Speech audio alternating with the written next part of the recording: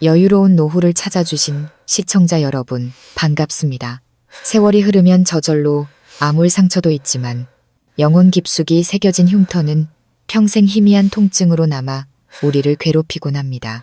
인생에서 가장 거셌던 폭풍우를 영원히 기억하게 만드는 지워지지 않는 흔적처럼 말이죠.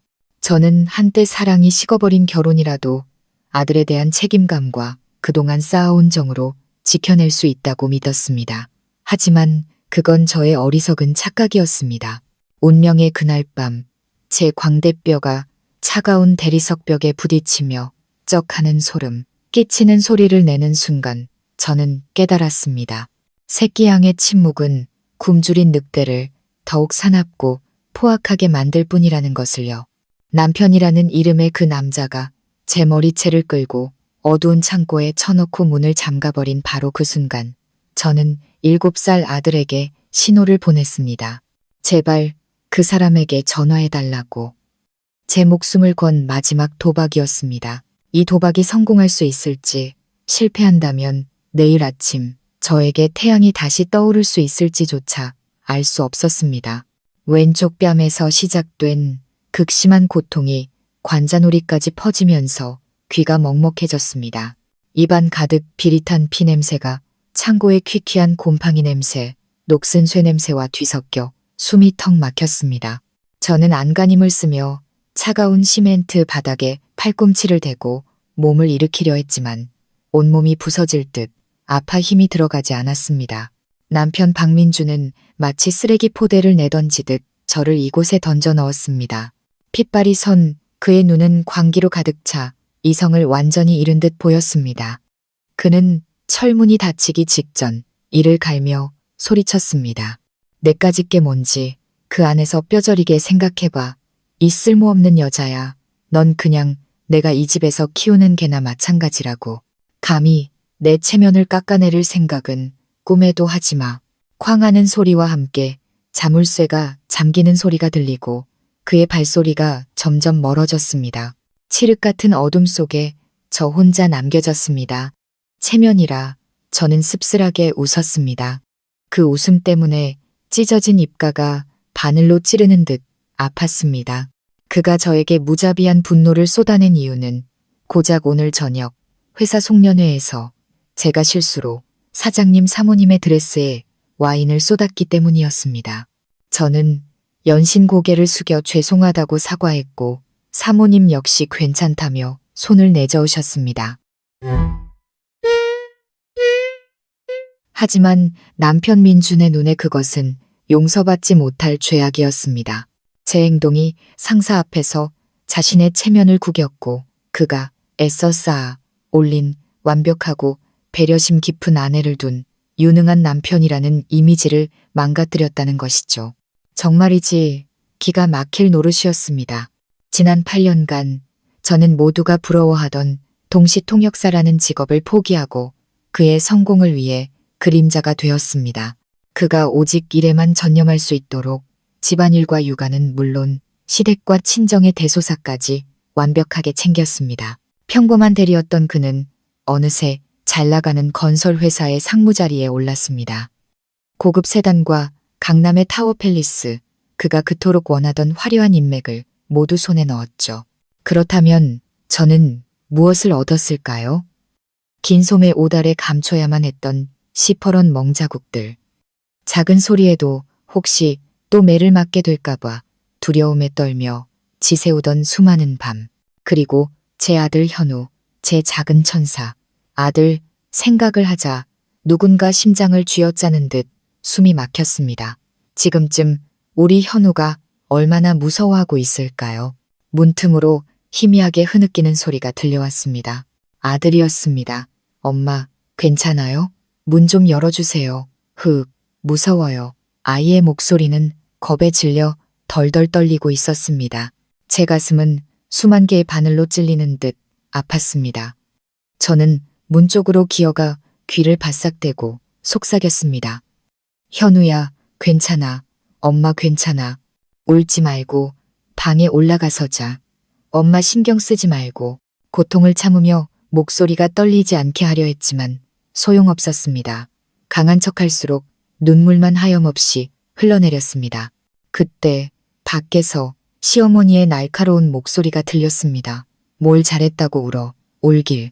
내 어미가 잘못했으니 아비한테 혼나는 게 당연하지.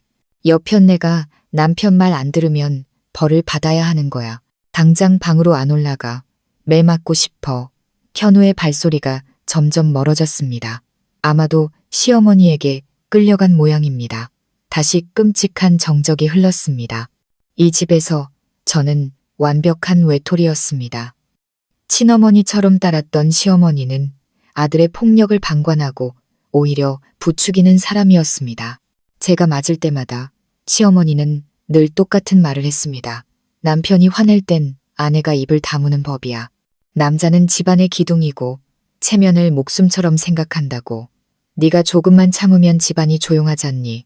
단 한 번도 제게 아프냐고 물어본 적이 없었습니다. 오직 자기 아들의 심기를 거스르지 않았는지에만 관심이 있었죠. 저는 참았습니다. 지난 몇 년간 계속 참아왔습니다. 남편의 사업이 잘 풀리기 시작하면서 그가 변해가던 그 순간부터 말입니다.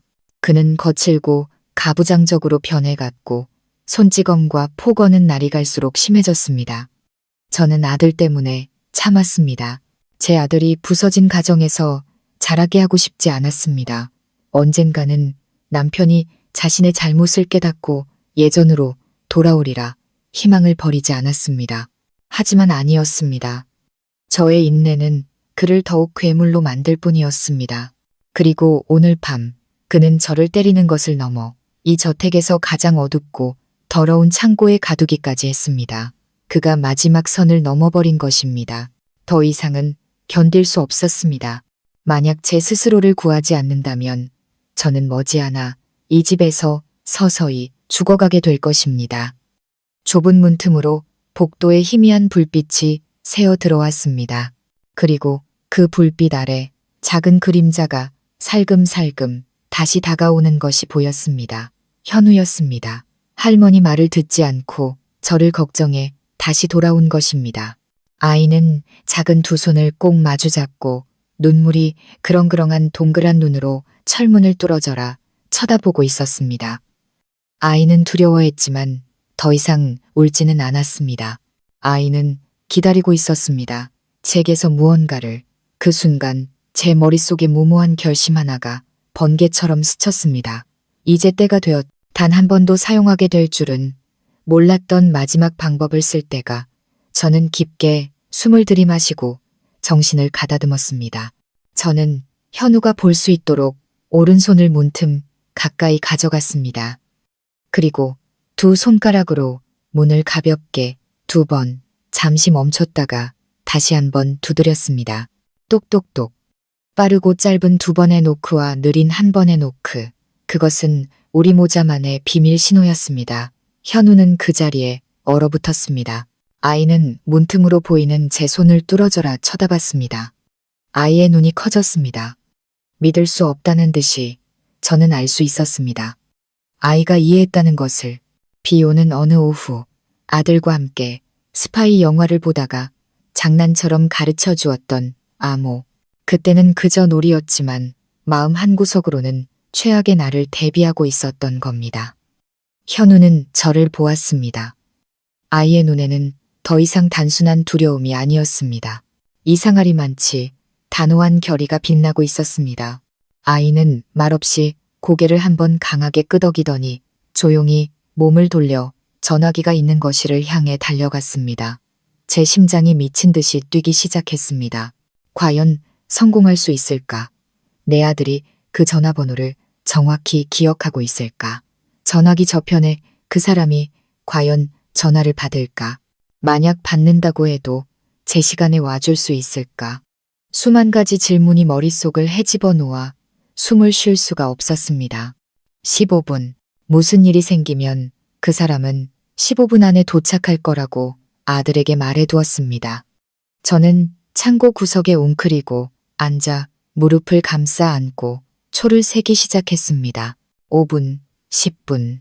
밖은 여전히 쥐 죽은 듯 조용했습니다. 제 안의 희망이 서서히 사그라들고 그 자리를 지독한 절망이 채워갔습니다. 어쩌면 모든 게 헛된 망상이었을지도 모릅니다. 남편은 오늘 밤 집에 돌아오지 않을 수도 있습니다. 그는 저를 이곳에 버려두고 내일 아침 혹은 모레까지 나타나지 않을 겁니다. 저는 여기서 굶어 죽거나 목말라 죽게 될 겁니다. 제가 거의 모든 것을 포기하려던 바로 그 순간 쾅 하는 천지를 뒤흔드는 굉음이 현관문 쪽에서 들려왔습니다. 마치 누군가 거대한 망치로 문을 부수는 듯한 소리였습니다. 뒤이어 유리가 깨지는 소리와 시어머니의 날카로운 비명이 터져나왔습니다. 무슨 일이지? 저는 안간힘을 다해 창고 문으로 기어가 귀를 대고 소리를 들었습니다. 수많은 사람들의 발소리가 집 안으로 들이닥치는 소리가 들렸고 곧이어 시어머니의 비명을 압도하는 낮고 위압적인 목소리가 터져나왔습니다. 너무나 낯설면서도 미치도록 그리웠던 목소리였습니다. 내 동생 어디 있어? 그 우렁찬 외침은 저택의 벽을 울리고 차가운 철문을 뚫고 제 고막에 똑똑히 밝혔습니다. 내 동생 어디 있냐고 물었다. 그것은 질문이 아니라 사형 선고였습니다. 제 심장이 터져버릴 것 같았습니다. 오빠였습니다. 10년 동안 생사조차 알 수 없었던 제 인생에서 영원히 사라진 줄로만 알았던 오빠, 강태식이었습니다. 10년 전 그는 단 한 통의 문자만을 남기고 사라졌습니다. 이게 내 번호다. 정말 위험할 때만 전화해라. 그리고 지금 창고 문이 엄청난 힘에 의해 뜯겨져 나갔습니다. 찌그러진 자물쇠가 구석으로 날아갔습니다. 거실에서 쏟아져 들어오는 눈부신 빛에 저는 눈을 가늘게 떠야 했습니다. 오빠의 크고 단단한 실루엣이 문 앞에 우뚝 서 있었습니다. 그의 뒤에는 검은 양복을 입은 얼음장처럼 차가운 표정의 남자들이 석상처럼 굳건히 서 있었습니다. 밖의 풍경은 제가 상상했던 것보다 훨씬 더 아수라장이었습니다. 고가의 원목으로 만든 현관문은 산산조각이 나 있었고 값비싼 도자기 파편이 바닥에 흩어져 있었습니다. 그리고 거실 한가운데 조금 전까지만 해도 세상을 다 가진 듯 위세등등하던 남편 민준과 시어머니가 바닥에 무릎을 꿇고 있었습니다. 시어머니는 머리가 산발이 된 채 두 손을 싹싹 빌며 연신 중얼거렸습니다. 저희는 아무것도 모릅니다. 제발 목숨만 살려주세요. 무슨 일이신지 천천히 말씀하세요. 남편의 모습은 더욱 비참했습니다. 얼굴은 종이장처럼 하얗게 질렸고 비싼 명품 옷은 구겨진 채 온몸을 사시나무 떨듯 떨고 있었습니다. 그는 감히 고개를 들지 못하고 이마가 바닥에 닿을 듯 숙이고 있었습니다. 집안의 호랑이, 위풍당당하던 성진건설 상무는 이제 꼬리를 내린 채 극도의 공포에 질린 개에 불과했습니다. 오빠는 그들을 거들떠보지도 않았습니다. 그의 시선은 오직 저에게 온몸을 뒤덮은 시퍼런 멍과 퉁퉁 부은 얼굴, 입가에 말라붙은 핏자국에 고정되어 있었습니다. 그의 눈빛은 처음에는 경악과 충격이었지만 이내 소리 없는 분노와 지독한 고통으로 바뀌었습니다. 그것은 수천 마디의 욕설보다 더 무서웠습니다. 오빠는 제게 성큼성큼 다가와 자신의 가죽 재킷을 벗어 제 어깨에 부드럽게 덮어주었습니다. 재킷에서 전해져 오는 온기와 익숙한 오빠의 채취에 저는 결국 울음을 터뜨렸습니다. 지난 세월 동안 억눌러왔던 모든 서름이 한꺼번에 폭발했습니다. 이제 저는 혼자가 아니었습니다. 오빠가 제 곁에 있었습니다. 오빠. 저는 겨우 그 두 마디를 내뱉고는 목이 메어 말을 잇지 못했습니다. 오빠는 아무 말 없이 저를 꼭 껴안아 주었습니다. 마치 자신의 모든 힘을 제게 전해주려는 듯 단단하고 굳건한 포옹이었습니다. 오빠는 조심스럽게 저를 부축해 일으켜 세웠습니다. 깨지기 쉬운 보물을 다루듯 그의 모든 움직임은 신중했습니다. 무릎 꿇고 있는 민준과 시어머니 앞을 지날 때 오빠가 잠시 멈춰 섰습니다. 그는 그들을 보지 않고 앞만 본 채 방 안의 공기를 얼어붙게 할 만큼 차가운 목소리로 말했습니다. 지금 너희들을 죽이는 건 너무 쉽지. 하지만 난 그런 시시한 건 싫어. 오빠는 잠시 말을 멈췄습니다. 그의 가슴이 분노로 떨리는 것이 느껴졌습니다. 오늘부터 너희들은 죽는 것보다 사는 게 더 고통스러운 게 뭔지 알게 될 거다. 그 말은 크지 않았지만 민준과 시어머니의 심장에 거대한 망치처럼 내리꽂혔습니다. 시어머니는 경악에 찬 눈으로 고개를 들었고 민준은 몸을 더욱 웅크리며 격렬하게 떨었습니다. 그는 이제야 깨달은 것입니다. 이것은 단순한 강도 사건이 아니었습니다. 돈 받고 온 조폭도 아니었습니다. 이것은 복수, 예고된 복수였습니다. 오빠는 단 한 번도 뒤돌아보지 않고 저를 부축해 그 지옥 같은 집을 빠져나왔습니다.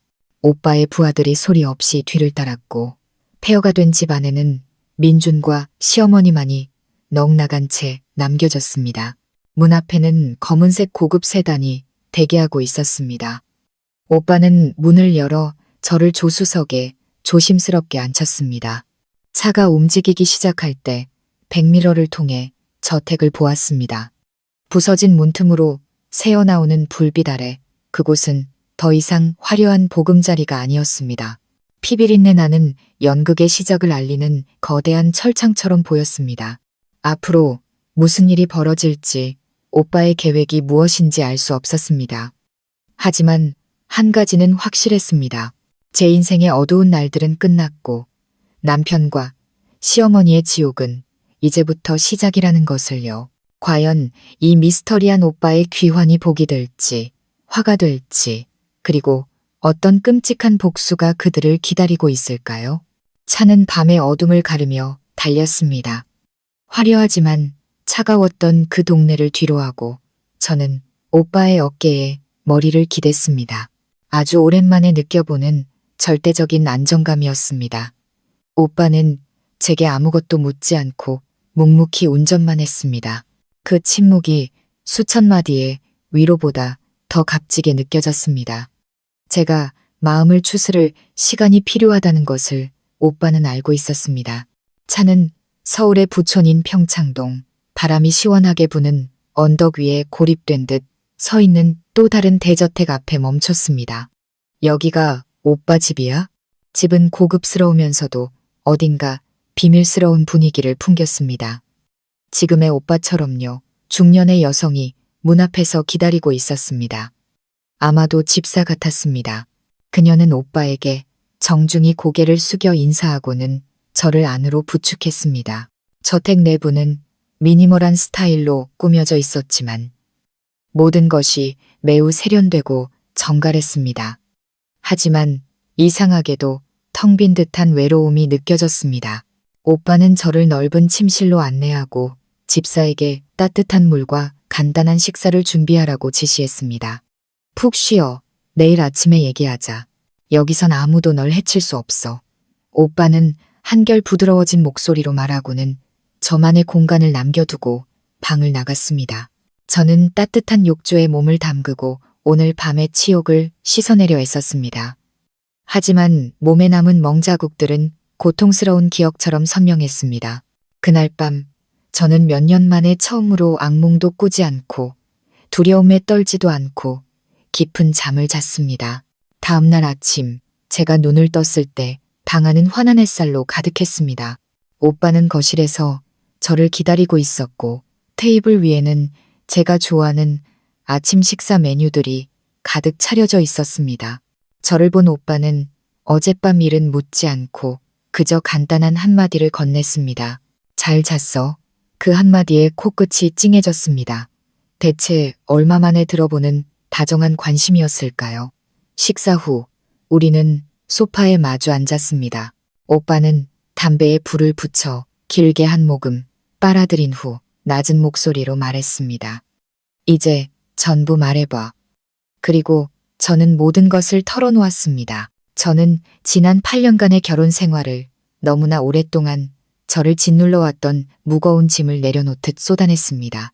아직 민준이 다정하고 저를 끔찍이 사랑해주던 행복했던 신혼 시절부터 그가 명예와 돈을 얻기 시작하면서 어떻게 변해갔는지에 대해서도 말했습니다. 사소한 이유로 시작된 손찌검이 점점 더 잦아지고 폭력의 수위가 높아졌던 일들. 그는 업무 스트레스를 풀기 위해 가정 내에서 자신의 권력을 확인하기 위해 저를 때렸습니다. 시어머니의 방관과 내가 참아라는 식의 비난, 아들 하나를 더 낳으면 저를 빈손으로 내쫓고 더 좋은 집안의 여자와 재혼시키려던 그들의 계획까지 모두 말했습니다. 아들을 품에 안고 소리 죽여 울었던 밤들, 모든 것을 버리고 떠나고 싶었지만 아들 때문에 차마 발걸음을 떼지 못했던 순간들, 제가 털어놓는 한마디 한마디가 오빠의 가슴에 비수처럼 꽂히는 듯 했습니다. 그의 얼굴은 점점 더 차가워졌고 눈에는 핏발이 섰습니다. 오빠는 주먹을 너무 꽉 쥐어 손마디가 하얗게 질렸습니다. 그는 제 말을 끊지 않고 제 안의 모든 응어리를 풀어낼 때까지 묵묵히 들어주었습니다. 제가 창고에 갇혔던 이야기를 했을 때 오빠는 더 이상 참지 못했습니다. 그는 벌떡 일어나 유리 테이블을 주먹으로 내리쳤습니다. 그 개자식, 오빠는 분노에 찬 목소리로 외쳤습니다. 내가 잘못했다. 너를 혼자 두지 말았어야 했어. 내가 더 일찍 돌아왔어야 했는데. 저는 놀라서 오빠를 쳐다봤습니다. 왜 그렇게 말해? 10년 전에 가족과 연을 끊은 건 오빠였잖아. 아버지가 오빠가 선택한 길을 반대한다는 이유로 크게 싸우고 집을 나갔잖아. 다시는 돌아오지 않겠다고 했으면서 제 생각을 읽기라도 한 듯 오빠는 다시 자리에 앉았습니다. 그의 얼굴이 부드러워지며 깊은 슬픔이 드리워졌습니다. 내 잘못이야. 그땐 내가 너무 어렸고 오만했어. 가족 없이도 혼자 설 수 있다고 믿었지. 하지만 내 부재가 너에게서 기댈 곳을 빼앗아갔다는 걸 몰랐다.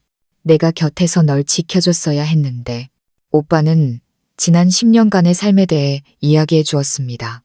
온갖 험한 일을 하며 생계를 유지하던 초창기 시절, 그리고 우연한 계기로 발을 들여놓게 된 또 다른 세계, 위험과 함정이 도사리는 어둠의 세계.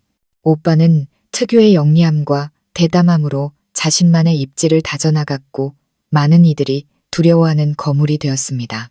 하지만 그 성공 뒤에는 수많은 상실과 고독이 있었습니다. 오빠는 항상 멀리서 제 삶을 지켜보고 있었다고 했습니다. 제가 결혼하고 아이를 낳은 것도 알고 있었다고. 제가 민준과 행복하게 사는 줄 알고 제 삶을 방해하고 싶지 않아 나타나지 않았다고 했습니다. 그러다 1년 전부터 좋지 않은 소문들을 듣기 시작했고 그때 바로 나서려 했다고 합니다. 오빠의 목소리는 후회로 가득했습니다. 하지만 두려웠어. 이런 내 모습으로 나타나면 내 삶이 더 복잡해질까봐 망설였지. 그리고 그 망설임 때문에 내가 이렇게 더 큰 고통을 겪게 된 거야. 오빠의 이야기를 듣고 저는 아무 말도 할 수 없었습니다. 오빠는 단 한 번도 저를 버린 것이 아니었습니다. 항상 그 자리에서 자신만의 방식으로 저를 지켜보고 있었던 것입니다. 오빠의 분노는 이제 민준뿐만 아니라 자기 자신을 향해 있었습니다. 유일한 여동생을 지키지 못했다는 자책감. 그리고 저는 그 자책감이 무서운 복수의 동력이 되리라는 것을 직감했습니다. 민준은 자신이 저에게 저지른 짓뿐만 아니라 오빠의 이 뼈아픈 후회에 대한 대가까지 치르게 될 것입니다. 과거의 모든 이야기가 끝났고 이제는 미래를 향해 나아갈 시간이었습니다. 정의가 실현되어야 할 미래. 오빠가 저를 보며 단호한 눈빛으로 물었습니다. 서연아, 그놈이 죗값을 치르길 원해? 저는 오빠의 눈을 똑바로 바라보며 한치의 망설임도 없이 고개를 끄덕였습니다. 응, 그러길 바라. 오빠가 차갑게 미소 지었습니다. 오빠는 전화를 들어 번호를 누르고 자신의 법무팀을 소집했습니다. 김 변호사, 철창 계획 시작합시다. 철창 계획. 과연 그 계획은 민준을 눈에 보이는 감옥에 가둘까요? 아니면 그보다 더 무서운 보이지 않는 지옥에 가둘까요? 철창. 오빠가 복수 계획에 붙인 이름은 모든 것을 말해주고 있었습니다. 오빠는 민준이 죽는 것을 원치 않았습니다. 살아서 자신이 저지른 죄와 어리석음이 만든 보이지 않는 감옥에 평생 갇혀 고통받기를 원했습니다. 다음 날 오빠가 가장 신뢰하는 최고의 변호사들로 구성된 법무팀이 저택에 도착했습니다. 남자 둘, 여자 하나. 모두에게서 날카롭고 전문적인 기운이 느껴졌습니다. 팀장은 김 변호사라는 중년의 남성이었는데 차분한 인상이었지만 눈빛만은 매우 날카로웠습니다. 댁에서 모든 이야기를 들은 김 변호사는 조금도 놀란 기색 없이 고개를 끄덕였습니다. 아마도 이런 사건은 익숙하다는 듯이 서연 씨, 그리고 강 대표님. 그는 분석을 시작했습니다. 이 사건은 두 가지 방향으로 동시에 진행할 겁니다. 마치 팬츠의 양날처럼 하나는 공개적으로, 다른 하나는 어둠 속에서 상대를 조여 들어갈 겁니다. 오빠는 맞은편에 앉아 팔짱을 낀 채 조용히 고개를 끄덕이며 계속하라는 신호를 보냈습니다. 첫 번째 날은 공개적인 법적 싸움입니다. 김 변호사가 또박또박 말했습니다. 가장 먼저 신뢰할 수 있는 병원에서 서연 씨의 상해 진단서를 발급받아야 합니다. 이 진단서는 박민준 씨의 폭행을 입증하는 가장 강력한 증거가 될 겁니다. 그 다음 즉시 일방적 이혼 소송과 상해죄 고소를 진행하겠습니다. 동시에 박민준 씨가 재산을 빼돌리지 못하도록 법원의 부부 공동 명의의 모든 재산, 즉 은행 계좌, 부동산, 회사 지분에 대한 가압류 및 동결 조치를 신청할 겁니다. 저는 그의 말을 들으며 심장이 조금 더 빨리 뛰는 것을 느꼈습니다. 재산 동결, 고소. 이전에는 감히 상상조차 할 수 없었던 일들이 이제는 명확하고 단호한 계획이 되어 눈앞에 펼쳐지고 있었습니다. 양육권에 관해서는 아버지의 폭행 증거와 아이가 이미 7살이라 자신의 의사를 표현할 수 있다는 점을 고려하면 99% 서연 씨에게 유리합니다. 반드시 현우 군을 데려올 수 있도록 끝까지 싸울 겁니다. 저는 안도의 한숨을 내쉬었습니다. 현우는 제 전부였습니다. 아들만 곁에 있다면 어떤 어려움도 맞설 수 있었습니다. 그건 법적인 부분이고 그때 오빠가 낮은 목소리로 물었습니다. 두 번째 날은 뭐죠? 변호사님, 김 변호사가 희미하게 미소 지었습니다. 두 번째 날은 바로 강 대표님께서 직접 지휘하실 싸움입니다. 법에는 한계가 있습니다. 행위는 처벌할 수 있지만 한 사람의 사업, 명예, 그리고 정신까지 파괴할 수는 없죠. 그건 대표님의 몫입니다. 오빠는 고개를 끄덕였고 그의 눈에 차가운 빛이 스쳤습니다. 오빠는 제게로 고개를 돌렸습니다. 서연아, 내 허락이 필요해. 이 싸움은 자비가 없을 거다. 내가 그놈을 직접 때리진 않을 거야. 하지만 내가 하려는 일들은 수천 대의 매보다 더 고통스러울 거다. 그놈이 자랑스러워하는 모든 것, 사업, 돈, 그리고 남자의 자존심까지 전부 박살낼 거야. 그래도 괜찮겠어? 저는 오빠의 눈을 보았습니다. 그 안에는 분노뿐만 아니라 저를 향한 깊은 안타까움이 담겨 있었습니다. 저는 오빠가 이 모든 것을 저를 위해 한다는 것을 알았습니다. 저는 충분히 참았습니다. 이제 악인이 대가를 치를 시간이었습니다. 응, 괜찮아. 저는 단호하게 대답했습니다. 회의는 끝났고 철창 계획은 공식적으로 시작되었습니다. 그날 오후 저는 국제병원으로 가서 상해 진단을 받았습니다. 나이 지긋한 의사 선생님은 제 몸을 살핀 후 고개를 저으며 한숨을 쉬었습니다. 진단 결과는 다발성 타박상 및 좌측, 광대뼈, 실금, 전치, 사주, 형사, 고소가 충분히 가능한 상해 등급이었습니다. 진단서를 손에 쥐었을 때 저는 더 이상 고통을 느끼지 않았습니다. 대신 이상한 해방감이 들었습니다. 이것은 지난 수년간 제가 겪어온 치욕의 증거였습니다. 그동안 오빠 역시 움직이기 시작했습니다. 그는 가장 신임하는 부하인 최 실장에게 전화했습니다. 최 실장, 성진건설 박민준에 대한 모든 정보를 샅샅이 조사해 현재 진행 중인 프로젝트, 협력업체, 자금 상황, 은행 대출 내역까지 하나도 빠짐없이 특히 더 팰리스 프로젝트를 집중적으로 파봐. 그게 지금 그놈의 가장 큰 사업일 테니 수화기 너머의 최 실장은 짧게 내라고 대답하고 전화를 끊었습니다. 저는 민준에게 거대한 폭풍이 몰아치고 있다는 것을 직감했습니다. 그가 결코 상상조차 할 수 없었던 폭풍이. 그날 밤 오빠와 저는 오빠가 민준의 저택 주변에 오래전부터 설치해둔 몰래카메라 영상을 확인했습니다. 민준과 시어머니는 어젯밤의 흔적을 지우기 위해 필사적으로 깨진 파편들을 치우고 있었습니다. 그들의 얼굴에는 여전히 공포와 혼란이 가시지 않은 모습이었습니다. 다음 날부터 민준은 대대적으로 아내를 찾는 쇼를 시작했습니다. 자신의 모든 행동이 오빠의 손바닥 안에 있다는 사실도 모른 채 말이죠. 그가 벌이는 연극의 감독은 사실 우리였습니다. 아침 일찍 민준은 경찰서로 가 아내가 정체불명의 괴한들에게 납치되었다고 신고했습니다. 그는 눈물을 흘리며 행복하게 잘 살고 있었는데 갑자기 재앙이 닥쳤다며 울부짖었습니다. 그는 어젯밤 혼란 속에서 겨우 기억해낸 오빠의 차량 번호를 경찰에 제공했습니다. 물론 경찰은 그 차량에 대한 어떤 정보도 찾아낼 수 없었습니다. 마치 처음부터 존재하지 않았던 차처럼요. 동시에 민주는 자신의 SNS에 애끓는 심정의 글을 올렸습니다. 여보, 어디 있는 거야? 무슨 일이 있더라도 제발 남편과 아들에게 돌아와줘. 온 가족이 당신을 애타게 기다리고 있어. 내가 다 잘못했어. 미안해. 글과 함께 올라온 것은 우리의 결혼 사진이었습니다. 사진 속 제 미소는 어색하기 짝이 없었죠. 그의 게시물은 순식간에 수백 개의 좋아요와 댓글을 받았습니다. 친구, 동료, 사업 파트너들은 모두 그를 위로하며 훌륭한 남편, 의리 있는 남자라고 칭송했습니다. 민주는 자신을 불쌍한 피해자, 아내에게 배신당했지만 여전히 너그러운 남편의 이미지로 포장하고 있었습니다.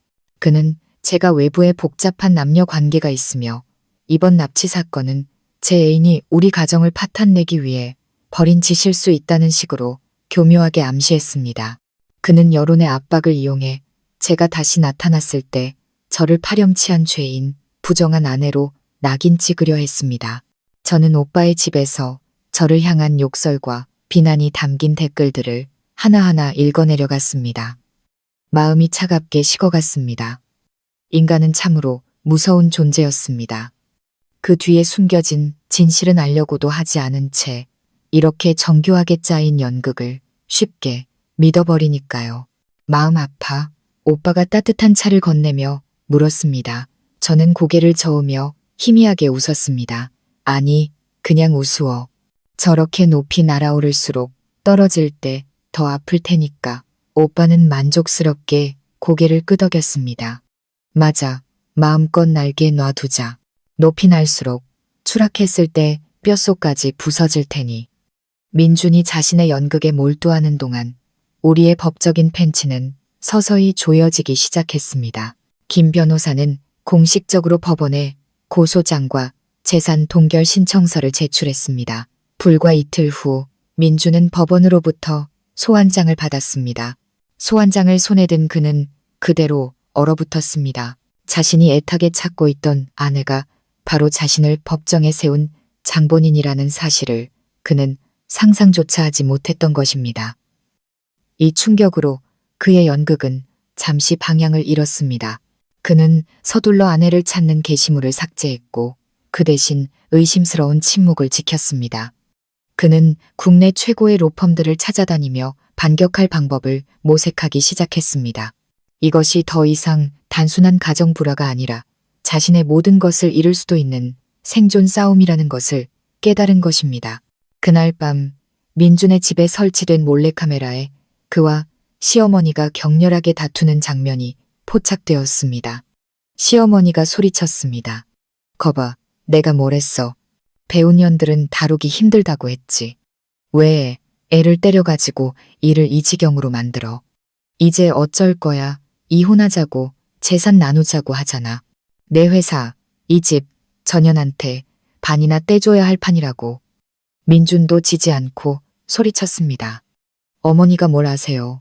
제가 안 잡으면 머리 꼭대기에 기어오를 년이에요. 감히 날 고소해 내 체면을 구겨? 본때를 보여줘야죠. 절대 이혼 안 해줘요. 단 한 푼도 못 줘. 제가 전현을 사회에서 매장시켜버릴 겁니다. 무릎 꿇고 용서를 빌게 만들 거라고요. 그들의 대화는 우리에게 모든 것을 명확히 보여주었습니다. 그들에게는 일말의 후회도 없었습니다. 오직 자신들의 재산을 잃을지도 모른다는 두려움과 반격에 대한 분노뿐이었습니다. 부부의 정, 인간적인 도리 따위는 처음부터 존재하지 않았던 겁니다. 그때 오빠의 부하 최 실장에게서 전화가 왔습니다. 대표님, 재미있는 정보를 찾아냈습니다. 박민준에게 내연녀가 있습니다. 개인 비서더군요. 회사 돈으로 고급 오피스텔과 외제차를 사줬습니다. 오빠는 입꼬리를 올리며 웃었습니다. 잘했어. 그 여자 계속 예의주시해. 조만간 쓸모가 있을 테니 모든 것이 계획대로 진행되고 있었습니다. 민주는 여전히 우리가 만들어 놓은 철창 안에서 허우적대며 자신이 상황을 통제할 수 있다고 착각하고 있었습니다. 그는 자신의 모든 발걸음이 벼랑 끝을 향한 한 걸음이라는 사실을 까맣게 모르고 있었습니다. 그의 연극이 화려하면 화려할수록 그의 몰락은 더욱 비참해질 것이었습니다. 그리고 우리 인내심 있는 관객들은 그 연극의 마지막 장을 조용히 기다리고 있었습니다. 자신의 모든 퇴로가 막혔다는 것을 깨달았을 때 민주는 과연 어떤 연극을 계속할까요? 저와 연락이 닿지 않고 법원의 소환장이 진짜라는 것을 알게 되자 민준과 시어머니는 다른 전략으로 바꿨습니다. 더 비열하고 잔인한 방법, 바로 제 가족을 공격하는 것이었습니다. 그들은 저희 부모님이 연약하고 정이 많으며 체면을 중시한다는 것을 알고 있었습니다. 그들은 부모님을 약점으로 삼아 저를 압박하고 결국 제가 모습을 드러내 굴복하게 만들 작정이었습니다. 어느 날 아침 부모님께서 동네에서 작은 슈퍼마켓 문을 열 준비를 하고 계실 때 택시 한 대가 가게 앞에 급하게 멈춰 섰습니다. 민준과 시어머니가 내렸습니다. 뉘우치는 기색은커녕 철저히 준비된 비참한 모습이었습니다. 시어머니는 낡은 옷을 입고 머리는 일부러 헝클어뜨렸고 민주는 퀭한 눈에 며칠 밤은 샌 듯 초췌한 얼굴이었습니다. 시어머니는 저희 어머니를 보자마자 달려들어 땅바닥에 주저앉아 다리를 붙잡고 통곡하기 시작했습니다. 사부인, 제발 저희 집 좀 살려주세요. 대개 따님 서연이가 나쁜 놈한테 꼬여서 집을 나갔어요. 이제는 민준이를 고소까지 했답니다. 저희가 무슨 죄가 있다고. 멀쩡하던 애가 바람이 나서. 아이고. 시어머니는 눈물을 흘리며 뻔뻔한 거짓말을 늘어놓았습니다. 저를 애인에게 조종당하는 부정한 아내로, 민준을 아내에게 버림받은 불쌍한 남편으로 둔갑시켰습니다. 민준도 뒤지지 않았습니다. 그는 옆에 서서 눈물을 글썽이며 떨리는 목소리로 말했습니다. 아버님, 어머님, 제발 서연이 좀 설득해 주세요. 제가 다 잘못했습니다. 제발 돌아오게만 해주세요. 전 서연이 없으면 못 살아요. 현우가 밤마다 엄마 찾으면서 우는걸요. 그들의 연기는 실로 완벽했습니다. 구경하던 동네 사람들이 수군거리기 시작했습니다. 그들의 눈초리는 저희 부모님을 향한 동정과 질책으로 가득했습니다. 자식 교육을 어떻게 시킨 거야. 남편이 저렇게 훌륭한데. 그 말들은 보이지 않는 칼이 되어 저희 부모님의 가슴에 밝혔습니다. 어머니는 분노로 몸을 떨었지만 애써 평정을 유지하셨고 아버지는 얼굴이 굳은 채 침묵을 지키셨습니다. 딸을 믿고 맡겼던 가족이 이렇게까지 파렴치하고 비열할 줄은 상상도 못하셨던 겁니다. 하지만 그들은 오빠의 철저한 준비를 너무 얕봤습니다. 오빠는 이 모든 수를 예상하고 있었습니다. 제가 오빠 집에 온 첫날부터 오빠는 믿음직한 부하 남녀 한 쌍을 신혼부부로 위장시켜 저희 부모님 집 바로 맞은편 집을 빌리게 했습니다. 그들의 임무는 24시간 부모님을 보호하고 모든 비상 상황을 기록하는 것이었습니다. 민준 모자가 나타나자마자 세댁은 즉시 휴대폰 카메라를 켜 그들의 쇼를 구석에서 전부 녹화하기 시작했습니다. 동시에 새 신랑이 인파 속으로 끼어들며 큰 소리로 말했습니다. 아니, 아침부터 무슨 소란들이에요? 이 댁 어르신들, 이 동네에서 착하고 점잖기로 소문난 분들인데 왜 남의 집 앞에서 행패를 부리십니까? 저희 가족과 친하게 지내던 몇몇 이웃들도 거들었습니다. 맞아요. 이 댁분들 법 없이도 사실 분들이에요. 남의 집이래 다들 왜 이래요? 상황이 불리해지자 시어머니는 더 큰 소리로 울부짖으며 동정심을 유발하려 했습니다. 여러분은 몰라요. 우리 며느리가 돈맛을 알더니 가난한 시댁을 무시하고 밖에서 조폭 같은 놈이랑 바람이 났다고요. 그 놈이 우리 집에 쳐들어와서 행패를 부리고 애를 데려갔어요. 이제는 남편을 고소까지 한다는데 세상에 이런 법이 어디 있습니까? 그녀의 말에 군중은 다시 한번 술렁였습니다. 바로 그때 검은색 세단 한 대가 조용히 다가와 군중 앞에 멈춰섰습니다. 차문이 열리고 오빠가 내렸습니다. 말끔한 정장 차림에 선글라스를 낀 오빠에게서는 왕자 같은 기품과 함께 압도적인 기운이 뿜어져 나왔습니다. 혼자가 아니었습니다. 옆에는 김 변호사가 함께였습니다. 오빠의 등장에 모두가 입을 다물었습니다. 시어머니와 민주는 오빠를 보자 얼굴이 새하얗게 질렸습니다. 방금 전의 기세는 온데간데 없고 숨길 수 없는 공포가 얼굴에 드러났습니다. 오빠는 선글라스를 벗고 칼날 같은 눈빛으로 그들을 쏘아봤습니다. 그는 아무 말 없이 김 변호사에게 눈짓했습니다. 김 변호사가 앞으로 나서며 강철 같은 목소리로 말했습니다. 김 여사님, 그리고 박민준 씨. 저는 서연 씨의 법률 대리인 김 변호사입니다. 두 분께 알려드릴 것이 있어 왔습니다. 지금 두 분께서 저지르고 계신 서연 씨에 대한 모든 허위 사실, 유포와 명예훼손 행위는 전부 증거로 기록되었습니다. 이 증거들은 기존 고소 내용에 추가될 것입니다. 만약 타인에 대한 명예훼손 혐의로 또 다른 소환장을 받고 싶지 않으시다면 당장 이곳을 떠나시는 게 좋을 겁니다. 말을 마친 김 변호사는 새 댁의 휴대폰을 들어 올렸습니다. 화면에는 시어머니의 비참한 연극이 고스란히 재생되고 있었습니다. 모자는 그대로 얼어붙었습니다. 자신들이 파남정에 자신들이 빠지게 될 줄은 꿈에도 몰랐던 것입니다. 동네 사람들 앞에서 모든 것이 탄로나자 그들은 더 이상 버틸 면목이 없었습니다.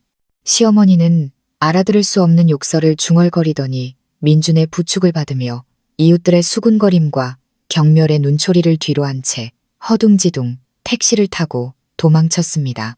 그들이 애써 일으키려던 여론의 폭풍은 오빠가 세운 견고한 강철벽 앞에 무력하게 진압되었습니다. 연극은 막을 내렸지만 전쟁은 아직 끝나지 않았습니다. 민주는 쉽게 포기할 놈이 아니었습니다. 그리고 오빠는 그것을 알고 있었습니다. 궁지에 몰린 짐승은 더욱 위험해지는 법. 그리고 그 짐승, 민주는 이제 막 첫 번째 고문을 받게 될 참이었습니다.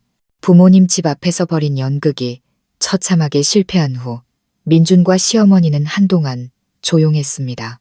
아마도 오빠라는 거대한 배경 앞에서는 공개적인 쇼가 통하지 않는다는 것을 깨달았을 겁니다. 민주는 법적 싸움에 집중하기 시작했습니다. 그는 이혼 및 재산분할 소송 전문으로 유명한 변호사를 고용해 법정에서의 긴 싸움을 준비했습니다. 그는 여전히 자신만만했습니다. 제가 외도했다는 증거만 만들어내면 상황을 뒤집을 수 있다고 믿었습니다.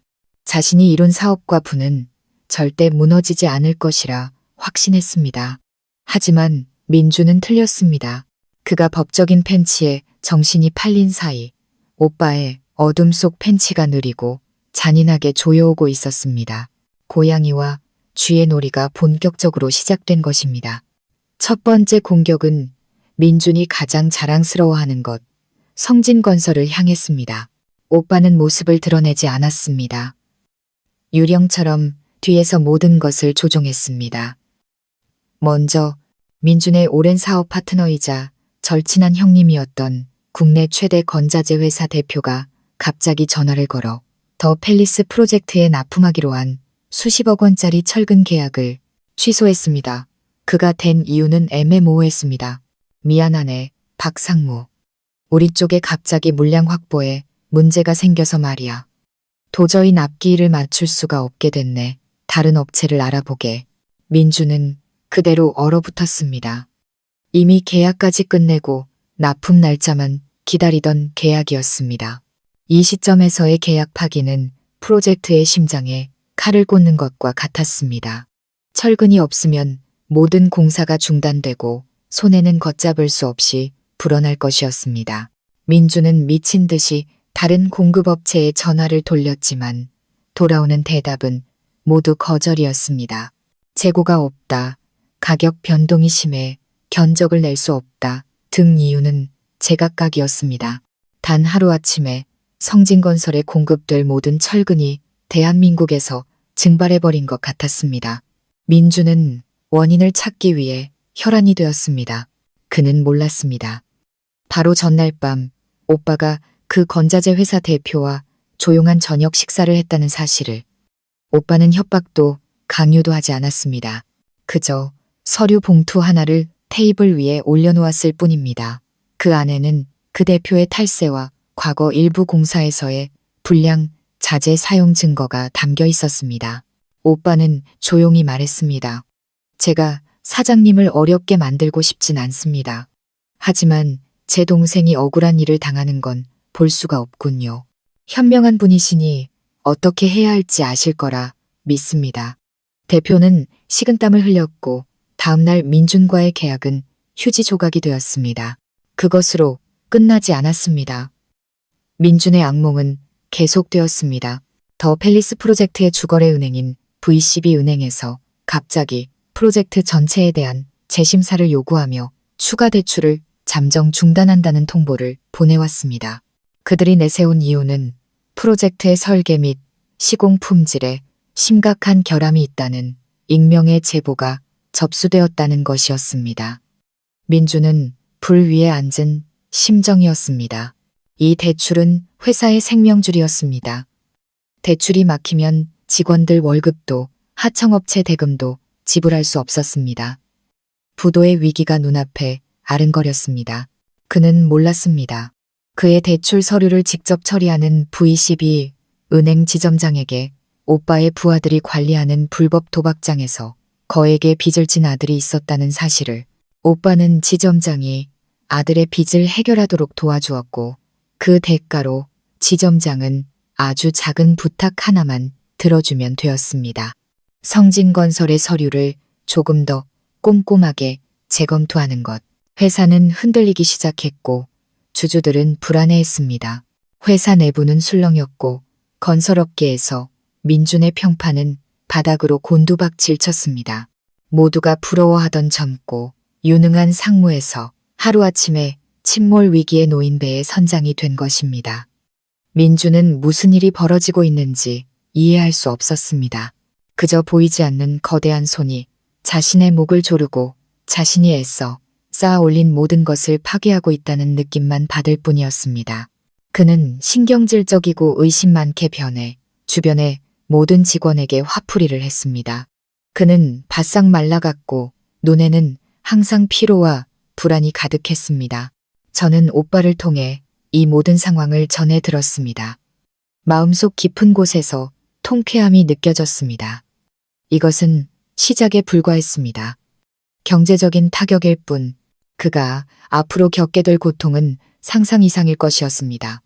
그는 한때 저의 커리어와 자유 그리고 존엄성까지 빼앗아갔습니다. 이제 오빠가 저를 대신해 그 모든 것을 가장 느리고 고통스러운 방식으로 되찾아오고 있었습니다. 경제적인 타격은 민준을 휘청이게 했지만 그것이 가장 무서운 것은 아니었습니다. 고양이는 여전히 쥐를 희롱하고 있었고 이제 심리를 직접 공격하는 새로운 발톱을 드러낼 참이었습니다. 민준의 삶을 현실의 지옥으로 만들 발톱을. 연이은 재정적 충격에 민준은 완전히 방향을 잃고 혼란에 빠졌습니다. 회사는 부도 직전이었고 파트너들은 등을 돌렸으며 은행은 목을 조여왔습니다. 그는 술에 빠져 살았고 매일같이 만취 상태로 집에 돌아와 집기를 부수며 분노를 터뜨렸습니다. 시어머니도 마찬가지였습니다. 동네 사람들 앞에서 망신을 당한 이후 그녀는 집 안에만 틀어박혀 저를 요물, 재앙의 근원이라며 저주를 퍼부었습니다. 그들은 팽팽한 긴장과 어둠 속에서 살아가고 있었습니다. 그것이 앞으로 닥쳐올 끔찍한 날들의 서막에 불과하다는 사실도 모른 채 오빠는 폭력을 쓰지 않겠다고 했습니다.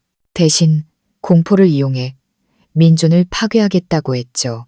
그리고 그는 약속을 지켰습니다. 민준의 심리적 악몽은 아주 사소한 일에서부터 시작되었습니다. 어느 날 아침 회사에 출근한 그는 자신의 책상 위 더 팰리스 프로젝트 서류 뭉치 위에 죽은 쥐 한 마리가 가지런히 놓여 있는 것을 발견했습니다. 그는 비명을 지르며 경비원을 불렀지만 아무도 쥐가 어디서 나타났는지 알지 못했습니다. 사무실 문은 잠겨 있었고 외부 침입의 흔적은 없었습니다. 회사 직원들이 수군거리기 시작했습니다. 어떤 이는 이것이 회사가 망할 징조, 불길한 징조라고 말했습니다. 민주는 그저 우연일 뿐이라고 애써 자신을 진정시켰습니다. 하지만 기이한 일들은 계속해서 일어났습니다. 그가 자신의 얼굴처럼 아끼던 고급 벤츠, 승용차에 이해할 수 없는 문제들이 발생하기 시작했습니다. 도로를 달리던 중 갑자기 타이어 바람이 빠져 확인해 보니 일반적인 펑크와는 다른 아주 작지만 날카로운 칼자국이나 있었습니다. 또 어떤 날은 차의 모든 전기 시스템이 마비되어 견인차를 불러야 했습니다. 정비소에서도 원인을 찾지 못했습니다. 누군가 아주 전문적인 기술로 배선 시스템을 건드린 것 같다고만 했습니다. 공포가 민준의 마음속을 파고들기 시작했습니다. 그는 누군가 자신을 감시하고 있다는 느낌에 사로잡혔습니다. 어딜 가든 등 뒤에서 차가운 시선이 느껴졌습니다. 그는 집 주변에 CCTV를 추가로 설치했지만 기괴한 일들은 멈추지 않았습니다. 정점은 한밤중의 전화였습니다. 그의 집 전화벨이 정확히 새벽 2시에 울렸습니다. 민준이 수화기를 들면 저편은 완벽한 침묵이었습니다. 오직 차갑고 소름 끼치는 규칙적인 숨소리만 들려왔습니다. 그는 전화기에 대고 소리를 지르고 욕설을 퍼부었지만 돌아오는 것은 그 무서운 침묵뿐이었습니다. 그런 전화는 거의 매일 밤 계속되었고 그의 정신과 체력을 완전히 갉아먹었습니다. 민주는 더 이상 혼자 잠들지 못했습니다. 그는 편집증에 걸린 사람처럼 작은 소리에도 깜짝깜짝 놀라게 되었습니다. 그는 경쟁사부터 사업상의 원수, 심지어 가장 가까운 직원들까지 모든 사람을 의심했습니다. 그는 문제가 있다고 생각되는 직원들을 무더기로 해고했고 회사는 더욱 혼란에 빠졌습니다. 시어머니는 아들이 점점 더 초췌해지고 공황 상태에 빠지는 것을 보며 덩달아 공포에 질렸습니다. 그녀는 더 이상 저주를 퍼붓지 못하고 대신 액땜을 한다며 온갖 절과 용하다는 무당집을 찾아다녔습니다. 집에 귀신이 붙었다, 누군가 구슬했다고 믿었습니다. 그녀는 무당을 집으로 불러 구판을 벌였지만 아무것도 변하지 않았습니다. 보이지 않는 공포는 눈에 보이는 위협보다 훨씬 더 무서웠습니다. 그것은 민준의 정신을 갉아먹고 자신감 넘치고 오만했던 한 남자를 나약하고 공포에 질린 미치기 직전의 겁쟁이로 바꿔놓았습니다. 저는 오빠의 부하들이 보내온 영상과 녹음 파일을 통해 이 모든 것을 지켜보았습니다. 민준의 비참한 모습을 보며 저는 더 이상 증오를 느끼지 않았습니다. 대신 혐오스러운 연민이 느껴졌습니다. 그는 한때 폭력으로 저를 통제하고 공포에 떨게 했습니다. 이제 그 자신이 다른 누군가가 만들어낸 공포의 늪에 빠져 허우적대고 있었습니다. 이것이 바로 인과응보였습니다. 오빠는 제 옆에서 아무런 표정 없이 말했습니다. 궁지에 몰려 이성을 잃은 짐승은 주변의 모든 것을 물어뜯기 시작하지. 가장 가까운 존재까지도 오빠의 말은 맞았습니다. 공황과 절망 속에서 민주는 자신의 내연녀에게 분노를 터뜨리기 시작했습니다. 그의 비서, 유미, 그녀는 가장 약한 고리이자 오빠의 체스판 위에 놓인 다음 말이었습니다. 민주는 유미가 자신을 배신하고 회사의 비밀을 경쟁사에 넘겼다고 의심했습니다. 그는 그녀에게 욕설을 퍼붓고 심지어 손찌검까지 하기 시작했습니다. 그는 자신의 행동 하나하나가 내연녀를 우리 쪽으로 밀어내고 있다는 사실을 몰랐습니다. 그의 동맹이었던 그녀는 이제 곧 그의 심장을 겨누는 가장 위험한 무기가 될 참이었습니다. 쥐를 희롱하는 놀이는 계속되었고 미쳐 날뛰는 쥐는 이제 스스로 덫을 향해 달려가고 있었습니다. 젊고 아름다운 비서이자 민준의 비밀 연인이었던 유미는 인생 최고의 나날을 보내고 있었습니다.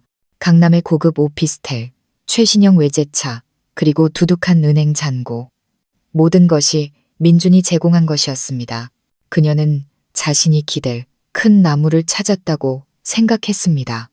머지않아 제자리를 차지하고 성진건설의 안주인이 될 수 있을 것이라고 믿었습니다. 하지만 그녀의 장밋빛 꿈은 민준에게 폭풍이 닥치면서 산산조각 났습니다. 회사가 어려워지자 민준은 예전처럼 관대하지 않았습니다. 그는 유미에게 매달 주던 생활비를 줄였습니다. 설상가상으로 공황과 의심에 빠진 그는 유미를 자신의 분노를 쏟아내는 쓰레기통으로 여기기 시작했습니다. 예전에 저에게 퍼부었던 욕설, 따귀, 폭행이 이제는 그녀에게로 향했습니다. 공주처럼 떠받들어지던 유미는 하루아침에 노예나 다름없는 신세가 되었습니다. 그녀는 두려웠지만 민준을 떠나지도 못했습니다. 이용 가치가 사라지는 순간 모든 것을 잃게 될 것이라는 사실을 알았기 때문입니다. 그녀는 진퇴양난의 상황에 빠졌고 바로 그때 오빠의 사람들이 움직였습니다. 어느 날 저녁 유미가 카페에 홀로 앉아 민준에게 욕을 먹고 울고 있을 때 세련되게 차려입은 한 여성이 그녀의 테이블로 다가왔습니다. 그녀는 제 법무팀의 여성 변호사였습니다. 변호사는 위협적인 태도 대신 부드럽게 미소 지었습니다. 유미 씨, 맞으시죠? 잠시 앉아도 될까요? 유미는 놀랐지만 이내 고개를 끄덕였습니다. 변호사는 빙빙 돌리지 않고 바로 본론으로 들어갔습니다. 박민준 상무 때문에 힘드시죠? 그가 당신에게 무슨 짓을 했는지 다 알고 있습니다. 저는 당신에게 탈출구를 주기 위해 왔어요. 유미는 얼어붙었습니다. 그녀의 눈에는 의심과 공포가 가득했습니다. 누구세요? 어떻게 그런 걸? 변호사는 테이블 위에 휴대폰 하나를 올려놓았습니다. 화면에는 민준이 회사 주차장에서 유미의 뺨을 때리는 짧은 영상이 재생되고 있었습니다. 유미의 얼굴이 새하얗게 질렸습니다. 그들이 어떻게 이 영상을, 우리가 누군지는 중요하지 않아요. 변호사는 여전히 차분한 목소리로 말했습니다. 중요한 건 우리가 당신을 도울 수 있다는 거죠. 박민준은 곧 무너질 겁니다. 만약이 아니라 언제의 문제죠. 당신에게는 두 가지 선택지가 있어요. 첫째, 그와 함께 바닥까지 추락하는 것. 당신이 가진 모든 것, 집, 차는 모두 은행에 압류될 겁니다. 심지어 그의 불법적인 사업 거래에 연루되어 공범으로 법적인 처벌을 받을 수도 있고요. 유미는 몸을 떨었습니다. 변호사의 말은 그녀가 가장 두려워하던 것을 정확히 짚어냈습니다. 두 번째 선택은 뭐죠? 그녀가 떨리는 목소리로 물었습니다. 두 번째 선택은 변호사가 미소 지었습니다. 우리와 협력하는 겁니다. 당신이 가진 모든 증거, 그의 폭행, 불투명한 자금 거래, 그리고 그가 자신의 아내와 아들에 대해 했던 말들까지 전부 제공하세요.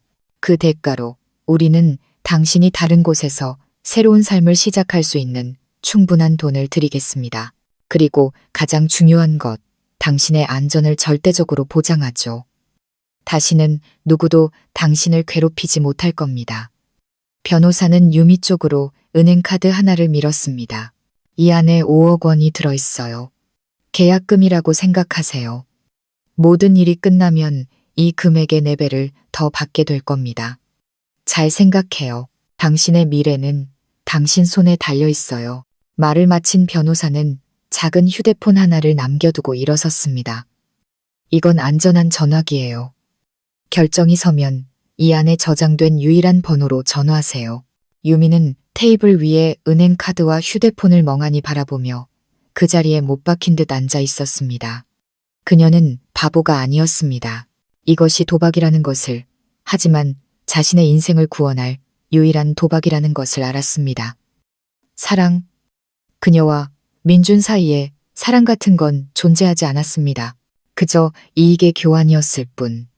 이제 민준이 더 이상 이익을 가져다 주지 못하자 그녀의 충성심도 함께 증발해버렸습니다. 그날 밤 유미는 잠들지 못하고 수많은 고민을 했습니다. 그리고 다음 날 아침 그 안전한 전화벨이 울렸습니다. 유미는 결정을 내린 것입니다. 며칠 후 우리는 유미로부터 소포 하나를 받았습니다. 안에는 USB 하나가 들어 있었습니다. 오빠가 그것을 컴퓨터에 꽂자 민준의 비밀스러운 사생활 전체가 드러났습니다. 민준의 대화를 녹음한 파일들이 있었습니다. 거기서 그는 저를 미친년이라 욕하며 곧 집에서 쫓아낼 것이라고 자랑스럽게 떠벌리고 있었습니다. 민준이 회사 계좌에서 수십억 원을 빼돌려 유미에게 건넨 것을 증명하는 이체, 내역서, 사본도 있었습니다. 그리고 가장 결정적인 것은 유미가 몰래 촬영한 영상이었습니다. 영상 속에서 민준은 술에 취해 유미에게 고백하고 있었습니다. 자신은 단 한 번도 저를 사랑한 적이 없으며 단지 당시 저희 집안의 배경이 자신의 성공에 도움이 될 것 같아 결혼했다고, 그는 저의 똑똑하고 독립적인 면을 혐오한다고 말했습니다. 그것이 자신을 초라하게 만들었기 때문에 저를 때린 것은 저에게 분수를 알게 하고 길들이기 위함이었다고. 이 증거들을 손에 쥔 오빠는 희미하게 미소 지었습니다. 좋아. 버리는 말이 제 역할을 훌륭하게 해냈군. 저는 화면 속의 이미지들을 보며 아무런 감정도 느끼지 못했습니다. 더 이상 아프지 않았습니다. 그저 혐오스러울 뿐. 제가 청춘을 바쳐 헌신했던 남자가 이토록 비열하고 파렴치한 인간이었다니. 하지만 민주는 몰랐습니다. 그가 한때 제 등을 찌르기 위해 사용했던 칼날이 이제는 그의 애인에 의해 날카롭게 갈아져 치명적인 일격을 준비하고 있다는 사실을. 그물은 쳐졌고 사냥감은 희롱당하는 것을 넘어 이제 자신의 동족에 의해 덫으로 내몰리고 있었습니다. 유미로부터 결정적인 증거들을 확보한 후 오빠는 이제 마지막 일격을 가할 때가 되었다고 판단했습니다. 민주는 이 시점에서 거의 폐인이 되어 있었습니다. 회사는 부도 직전이었고 자신은 귀신에 씌인 듯한 공포 속에서 살고 있었습니다. 그는 이성과 냉정함을 모두 잃었습니다. 그가 스스로 모든 죄를 실토하게 만들기에 완벽한 타이밍이었습니다. 계획은 매우 정교하게 실행되었습니다. 오빠의 부하들이 사이버 보안 회사 직원으로 위장해 민준에게 접근했습니다. 그들은 성진건설이 겪고 있는 문제에 대해 들었으며 배후에서 이 모든 것을 조종하는 자를 찾아줄 수 있다고 말했습니다. 공황 상태에 빠져 있던 민준은 지푸라기라도 잡는 심정으로 일말의 의심도 없이 즉시 동의했습니다. 바로 다음 날 전문가팀 이민준의 사무실과 집을 방문해 감시 시스템을 점검하고 새로운 보안 시스템을 설치해 주었습니다. 실제로는 그 누구도 상상할 수 없는 위치에 최첨단 도청 장치와 초소형 카메라들을 비밀리에 설치한 것이었습니다. 책상 및 펜꽂이 안, 그리고 거실 벽에 걸린 그림 액자 속에까지 이제 민준의 삶의 모든 구석이 우리의 감시 아래 놓였습니다. 덫은 설치되었고 사냥감이 스스로 머리를 들이밀기만 기다리면 되었습니다. 그리고 민준은 우리의 기대를 저버리지 않았습니다. 경계심을 완전히 풀어버린 그는 자신의 본성을 드러내기 시작했습니다. 그는 더 이상 외부인 앞에서 자신의 광기와 악랄함을 숨길 필요가 없었습니다. 그와 시어머니의 대화는 그들 범죄의 가장 생생한 증거가 되었습니다. 어느 날 저녁 술에 취한 민주는 거실 소파에 앉아 테이블을 내리치며 시어머니에게 소리쳤습니다. 보세요, 어머니. 틀림없이 누군가 저를 음해하고 있어요. 모든 게 저한테 불리하게 돌아가고 있다고요. 하지만 전 지지 않을 겁니다. 이미 다 준비해놨어요. 사람 시켜서 서연이 그년이 다른 놈이랑 붙어먹는 사진 몇 장 만들어놨어요. 법정에서 터뜨릴 겁니다. 그때도 그년이 고개 빳빳이 들고 다닐 수 있는지 보자고요. 제가 온 세상 사람들한테 전연이 바람나서 집 나간 파렴치한 년이라는 걸 증명할 겁니다. 저런 년은 애 키울 자격도 재산 한 푼 받을 자격도 없어요. 시어머니는 옆에서 말리기는커녕 맞장구를 쳤습니다. 그래, 아들아, 그렇게 해야지. 사회에서 완전히 매장시켜 버려야 해. 배신자 같은 년은 절대 행복하게 살게 둬선 안 돼. 나도 생각해봤는데 소송에서 이기면 우리도 명예훼손으로 거액의 위자료를 청구하자. 그래서 길바닥에 나앉아 구걸하게 만들어야 해. 그들의 모든 대화, 그 비열한 음모는 한마디도 빠짐없이 기록되었습니다. 저는 영상을 보며 주먹을 꽉 쥐었습니다. 인간의 잔인함에는 끝이 없었습니다. 그들은 저를 빈손으로 내쫓는 것을 넘어 제 인생 전체를 파괴하고 벼랑 끝으로 밀어 넣으려 했습니다. 하지만 그들은 자신들의 말이 스스로를 묻을 깊은 무덤을 파고 있다는 사실을 몰랐습니다. 오빠는 그저 침묵했습니다. 그의 눈에 만족스러운 빛이 스쳤습니다. 그는 부하 최 실장에게 신호를 보냈습니다. 됐어. 이 자료들 전부 김 변호사에게 보내. 이제 막을 내릴 시간이라고 전해. 덫은 닫혔습니다. 쥐는 희롱당하고 동족에게 배신당했을 뿐만 아니라 스스로 감옥에 뛰어들어 문을 잠근 꼴이었습니다. 이혼 재판 날이 다가오고 있었습니다. 그것은 재판이 아니었습니다. 모든 죄악이 정의에 비달에 드러나는 공개적인 심판의 날이 될 것이었습니다. 민주는 여전히 자신이 조작한 증거를 믿고 화려한 역전승을 꿈꾸고 있었습니다. 그가 곧 자신의 인생에서 가장 끔찍한 악몽, 바로 그 자신이 만들어낸 악몽과 마주하게 될 것이라는 사실을 까맣게 모른 채 마침내 재판날이 밝았습니다. 그날 서울의 하늘은 사건의 당사자들 마음처럼 무겁고 잿빛이었습니다. 저는 짙은 네이비색 정장을 입고 최대한 침착하고 강인한 모습을 유지하려 애썼습니다. 오빠는 동행하지 않았습니다. 자신의 등장이 불필요한 논란을 일으키는 것을 원치 않는다고 했습니다. 하지만 저는 알고 있었습니다. 오빠가 보이지 않는 곳에서 저를 지켜보고 보호하고 있다는 것을. 엄숙하고 차가운 법정 안으로 들어서자 민준과 시어머니가 피고석에 앉아 있는 것이 보였습니다.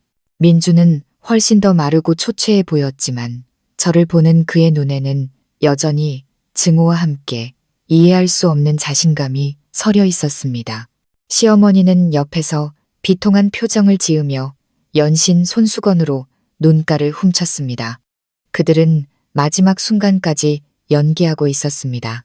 훤칠하고 자신감 넘쳐 보이는 민준의 변호사는 서류를 뒤적이며 민준의 귀에 무언가 속삭였습니다. 아주 승산이 있다는 듯이 재판이 시작되었고 민준 측이 먼저 변론을 시작했습니다. 그의 변호사가 일어나 비극적인 소설을 읊기 시작했습니다. 자신의 의뢰인 박민준 씨는 모범적인 남편이자 자상한 아버지였으며 가정을 위해 모든 것을 희생했다고. 하지만 그 희생에 대한 보답은 아내의 고통스러운 배신이었다고. 그리고 그는 증거들을 제출하기 시작했습니다. 처음에는 제가 다른 남성들과 저녁을 먹거나 커피를 마시는 모습이 찍힌 파파라치 사진들이었습니다. 사실 그들은 모두 저의 옛 사업 파트너들로 다시 일을 시작할 기회를 찾기 위해 안부를 묻고 조언을 구하던 자리였습니다. 하지만 민준이 고용한 사람들의 카메라와 변호사의 왜곡된 설명을 통해 평범한 만남들은 순식간에 은밀한 미래가 되었습니다.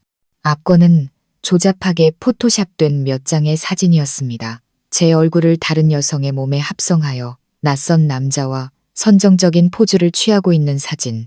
변호사는 목소리를 높여 선언했습니다. 존경하는 재판장님, 이것은 피고의 아내가 외도를 하고 남편과 자식을 배신했다는 명백한 증거입니다. 이것이야말로 이 결혼이 파탄에 이르게 된 근본적인 원인입니다. 민주는 피고석에서 고개를 숙인 채 어깨를 떨며 아내에게 배신당한 비련의 남편 역할을 완벽하게 소화했습니다. 시어머니는 흐느끼기 시작했습니다. 법정은 수군거리는 소리로 가득 찼고 몇몇 동정의 눈길이 민준을 향했습니다. 그들의 연극은 효과가 있는 듯 보였습니다. 저는 그 자리에 꼼짝 않고 앉아 무릎 위에서 두 손을 깍지 낀 채였습니다.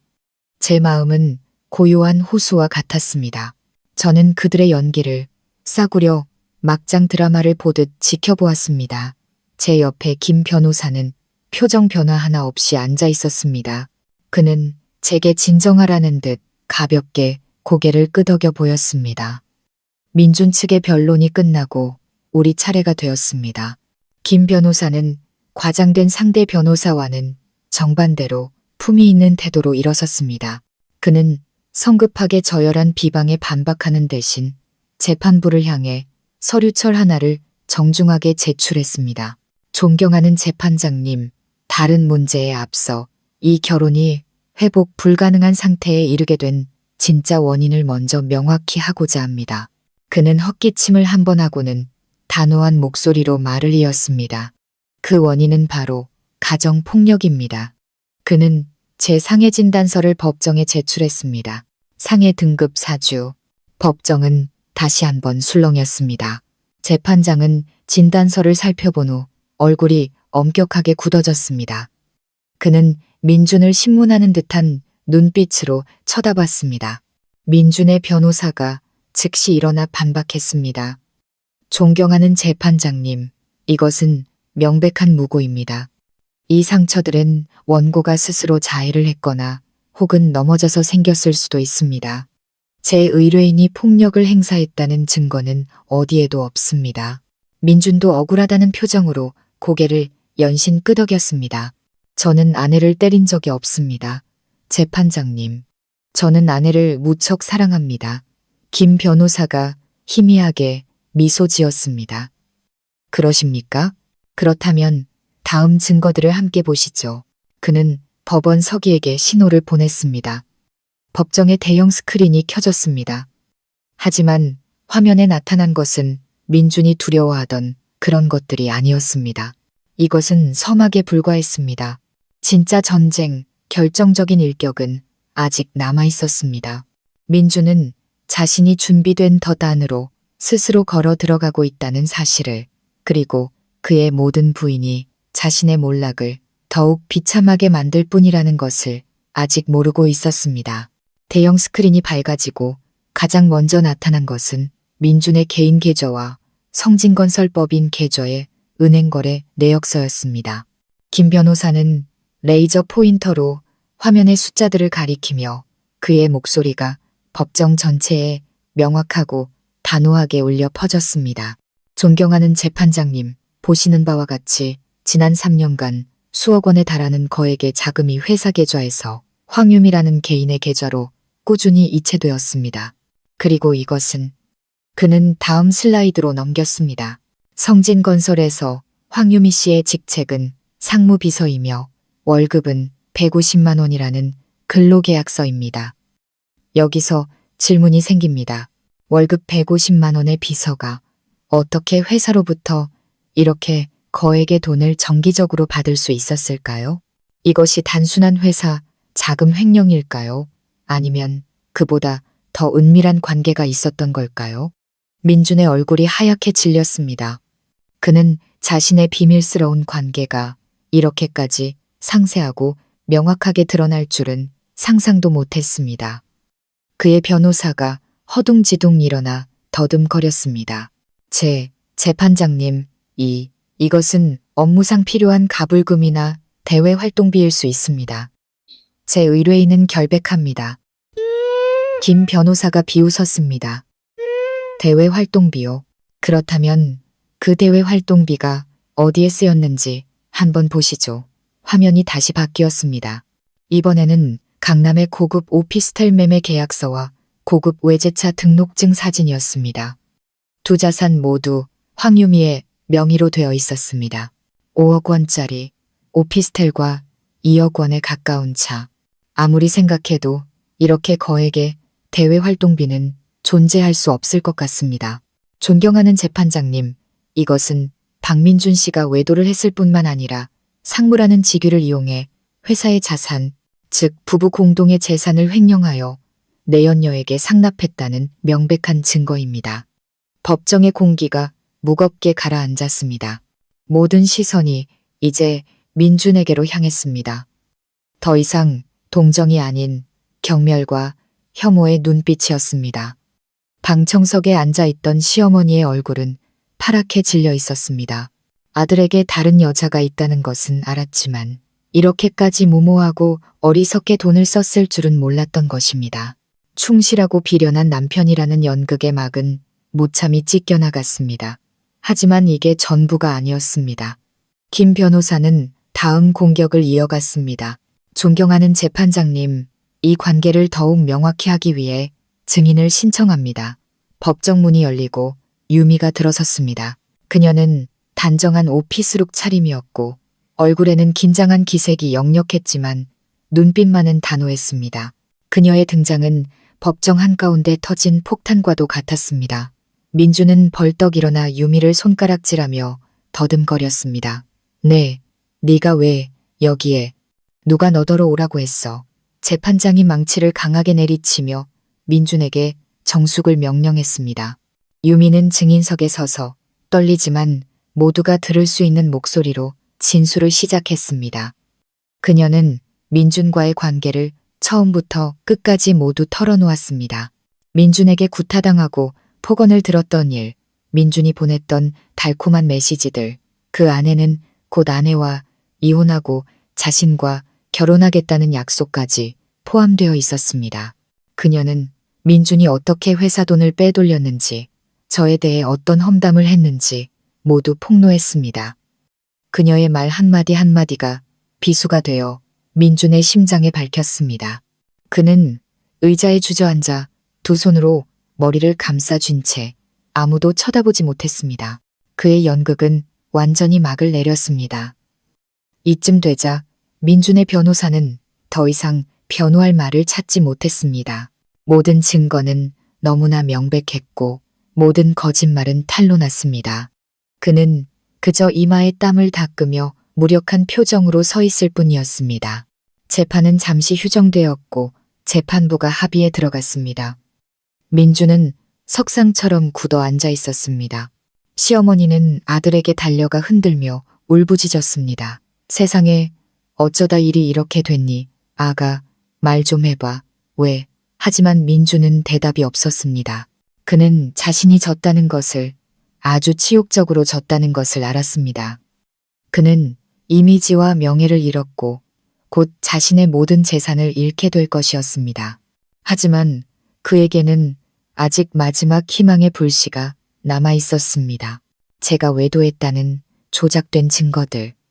그는 여전히 제가 깨끗하지 않다는 것을 증명하기만 하면 양육권을 가져오고 재산의 일부라도 지킬 수 있을 것이라 믿었습니다. 그는 몰랐습니다.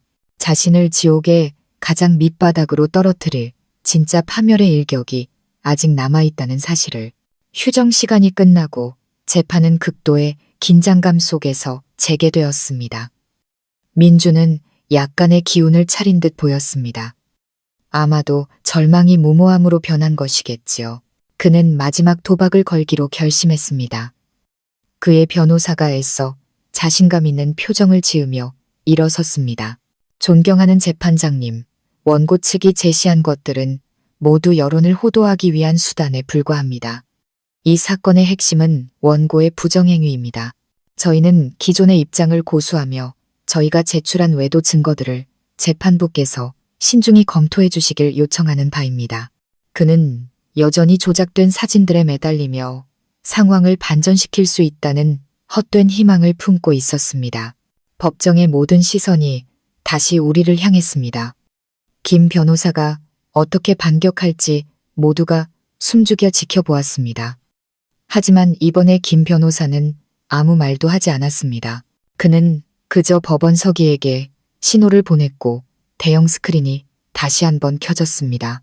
하지만 이번에 화면에 나타난 것은 딱딱한 서류가 아닌 영상이었습니다.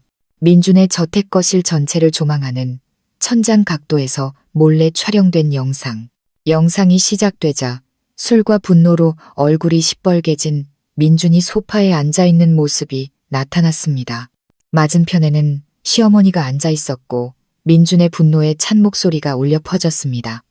바로 저와 오빠가 도청 장치를 통해 들었던 그 대화였습니다. 보세요, 어머니. 틀림없이 누군가 저를 음해하고 있어요. 모든 게 저한테 불리하게 돌아가고 있다고요. 하지만 전 지지 않을 겁니다. 이미 다 준비해놨어요. 사람 시켜서 서연이 그년이 다른 놈이랑 붙어먹는 사진 몇 장 만들어놨어요. 법정에서 터뜨릴 겁니다.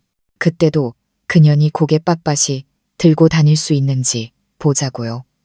제가 온 세상 사람들한테 전연이 바람나서 집 나간 파렴치한 년이라는 걸 증명할 겁니다. 한 글자 한 글자가 쥐 죽은 듯 조용한 법정 안에 선명하게 울려 퍼졌습니다. 피고석의 민주는 화면을 뚫어져라 쳐다보며 그대로 얼어붙었습니다. 그는 가장 사적이고 가장 추악한 자신의 음모가 온 세상에 공개적으로 상영되고 있다는 사실을 믿을 수 없었습니다. 영상은 시어머니의 날카로운 목소리로 이어졌습니다. 그래, 아들아, 그렇게 해야지. 사회에서 완전히 매장시켜버려야 해. 배신자 같은 년은 절대 행복하게 살게 둬선 안 돼. 스스로 자백한 더 이상 부인할 수 없는 증거. 민준의 변호사는 입을 떡 벌린 채 얼굴이 새하얗게 질렸고 손에 들고 있던 서류철이 바닥으로 떨어졌습니다. 그의 연극, 그의 웅변은 이제 우스꽝스러운 광대노름이 되어버렸습니다. 하지만 악몽은 아직 끝나지 않았습니다.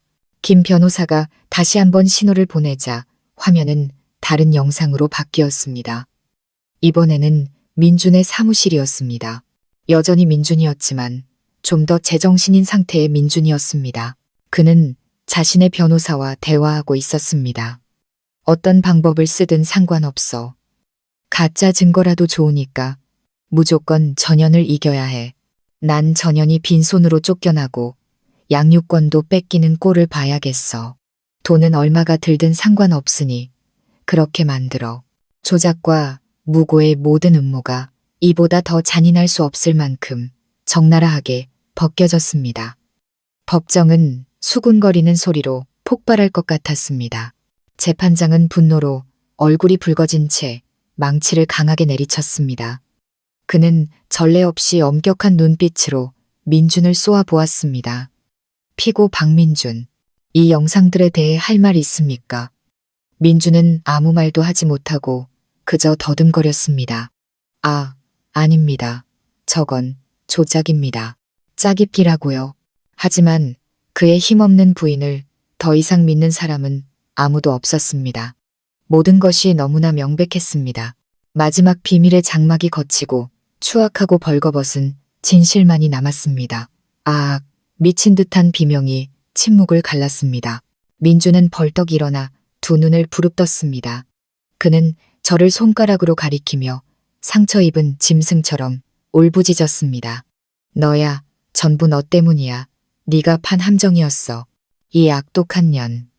그는 저를 잡아먹을 듯이 달려들었지만 법정 경위들이 재빨리 그를 제압했습니다. 민주는 발버둥치며 끊임없이 욕설을 퍼붓고 소리 질렀습니다. 그가 애써 쌓아 올린 위선과 동정의 가면은 완전히 벗겨지고 뒤틀리고 광기에 찬 추악한 맨얼굴만이 남았습니다.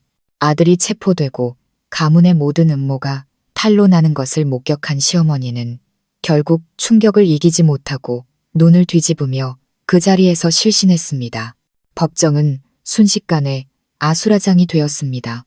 재판장은 질서를 회복시키기 위해 계속해서 망치를 두드려야 했습니다. 저는 의자에 조용히 앉아 이 모든 광경을 아무런 감정의 동요 없이 지켜보았습니다. 모든 것이 끝났습니다. 마지막 연극의 막이 내렸고 아기는 스스로 자신의 가면을 벗어던졌습니다.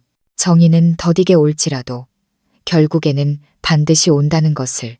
그리고 민준에게 내려질 판결은 법의 심판뿐만 아니라 양심의 심판이자 온 사회의 경멸이 될 것이었습니다. 민준이 법정 밖으로 끌려나가고 시어머니가 응급실로 실려간 후 재판은 마침내 재개될 수 있었습니다. 반박할 수 없는 증거들 앞에서 변론은 매우 신속하게 진행되었습니다. 민준의 변호사는 더 이상 변호할 말을 찾지 못하고 그저 고개를 숙여 패배를 인정했습니다.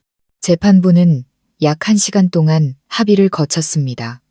재판장이 다시 법정으로 돌아왔을 때 모두가 숨을 죽였습니다. 그는 자리에서 일어나 엄숙한 목소리로 최종 판결을 낭독하기 시작했습니다. 본 재판부는 사건 기록 및 법정에서 제시된 모든 증거를 검토한 결과 피고 박민준의 행위가 혼인 및 가족에 관한 법률을 위반했을 뿐만 아니라 형사 범죄의 혐의가 있는 매우 중대한 사안이라고 판단합니다.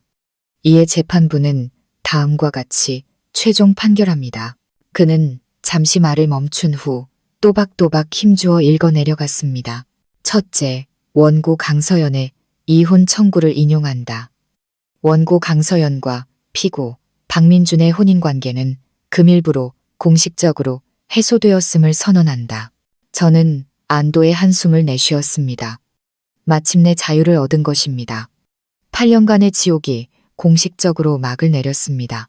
둘째, 자녀에 대한 양육권은 원고 강서연에게 있으며 자녀 발견 후가만 18세가 될 때까지 직접 양육, 보호 및 교육할 권리와 의무를 가진다. 피고 박민준은 자녀가 대학을 졸업할 때까지 매월 300만 원의 양육비를 지급할 의무가 있다. 재판장은 계속했습니다. 셋째, 재산 분할에 관하여 피고 박민준의 가정폭력, 외도 및 혼인 파탄의 전적인 책임이 인정되므로 다음과 같이 분할한다. 현재 거주 중인 타워팰리스 아파트는 자녀의 안정적인 주거 환경 보장을 위해 원고 강서연의 단독 소유로 한다. 모든 공동명의 은행 계좌의 잔고는 원고 70%, 피고 30%로 분할한다. 성진건설의 지분에 관해서는 현재 회사가 금융비리 혐의로 조사를 받고 있으므로 관계기관의 결론이 나온 후 법원에서 추가 판결을 내릴 것이다. 판결 하나하나가 민준의 인생과 커리어에 밝히는 대못과 같았습니다. 그는 모든 것을 잃었습니다. 아내, 아들, 그리고 거의 모든 재산까지. 하지만 최악은 아직 남아 있었습니다. 마지막으로 재판장은 엄격한 목소리로 말했습니다. 피고 박민준의 상해, 무고 및 증거 위조 행위는 형사 범죄 구성 요건을 충족한다고 판단되는 바, 본 재판부는 이 사건 기록 전체를 검찰로 이송하여 법률에 따라 수사 및 기소 절차를 진행하도록 명한다. 재판장의 망치가 단호하고 힘차게 책상을 내리치며 모든 것에 마침표를 찍었습니다. 제가 이겼습니다. 완벽한 승리였습니다. 저는 김 변호사를 돌아보며 고개 숙여 감사 인사를 전했습니다. 그는 따뜻하고 진심 어린 미소로 화답했습니다. 축하합니다, 서연 씨. 새로운 삶을 살 자격이 충분하십니다. 제가 법원을 나섰을 때 밖은 아수라장이었습니다. 기자들이 저를 둘러쌌고 수많은 카메라와 마이크가 제 얼굴을 향했습니다. 질문들이 빗발쳤습니다. 하지만 저는 더 이상 두렵지 않았습니다. 저는 허리를 꼿꼿이 펴고 그들을 똑바로 바라보며 차분하고 명확한 목소리로 말했습니다. 관심 가져주셔서 감사합니다. 진실은 법정에서 모두 밝혀졌습니다. 저는 사법부의 공정한 판단을 믿습니다. 이제부터 저는 아들과 함께 새로운 삶, 평온한 삶을 시작하고 싶을 뿐입니다. 말을 마친 저는 더 이상의 질문에 답하지 않고 발걸음을 옮겼습니다. 인파가 저절로 갈라지며 길을 터주었습니다. 그들의 눈빛은 더 이상 비난 섞인 호기심이 아니었습니다. 존중과 약간의 연민이 담겨 있었습니다. 그 후 민준 모자의 삶은 오빠가 말했던 현실의 지옥 그 자체였습니다. 성진건설은 즉시 세무조사를 받았고 공사비 횡령, 탈세, 뇌물 공여 등 수많은 비리가 드러나 결국 파산했습니다. 채권자들과 계약이 파기된 협력업체들이 벌떼처럼 몰려들었습니다. 민주는 상해, 무고, 그리고 여러 경제 범죄 혐의로 징역 7년형을 선고받았습니다. 선고 공판날 그의 모습은 아무런 생기도 없는 살아있는 송장 같았다고 합니다.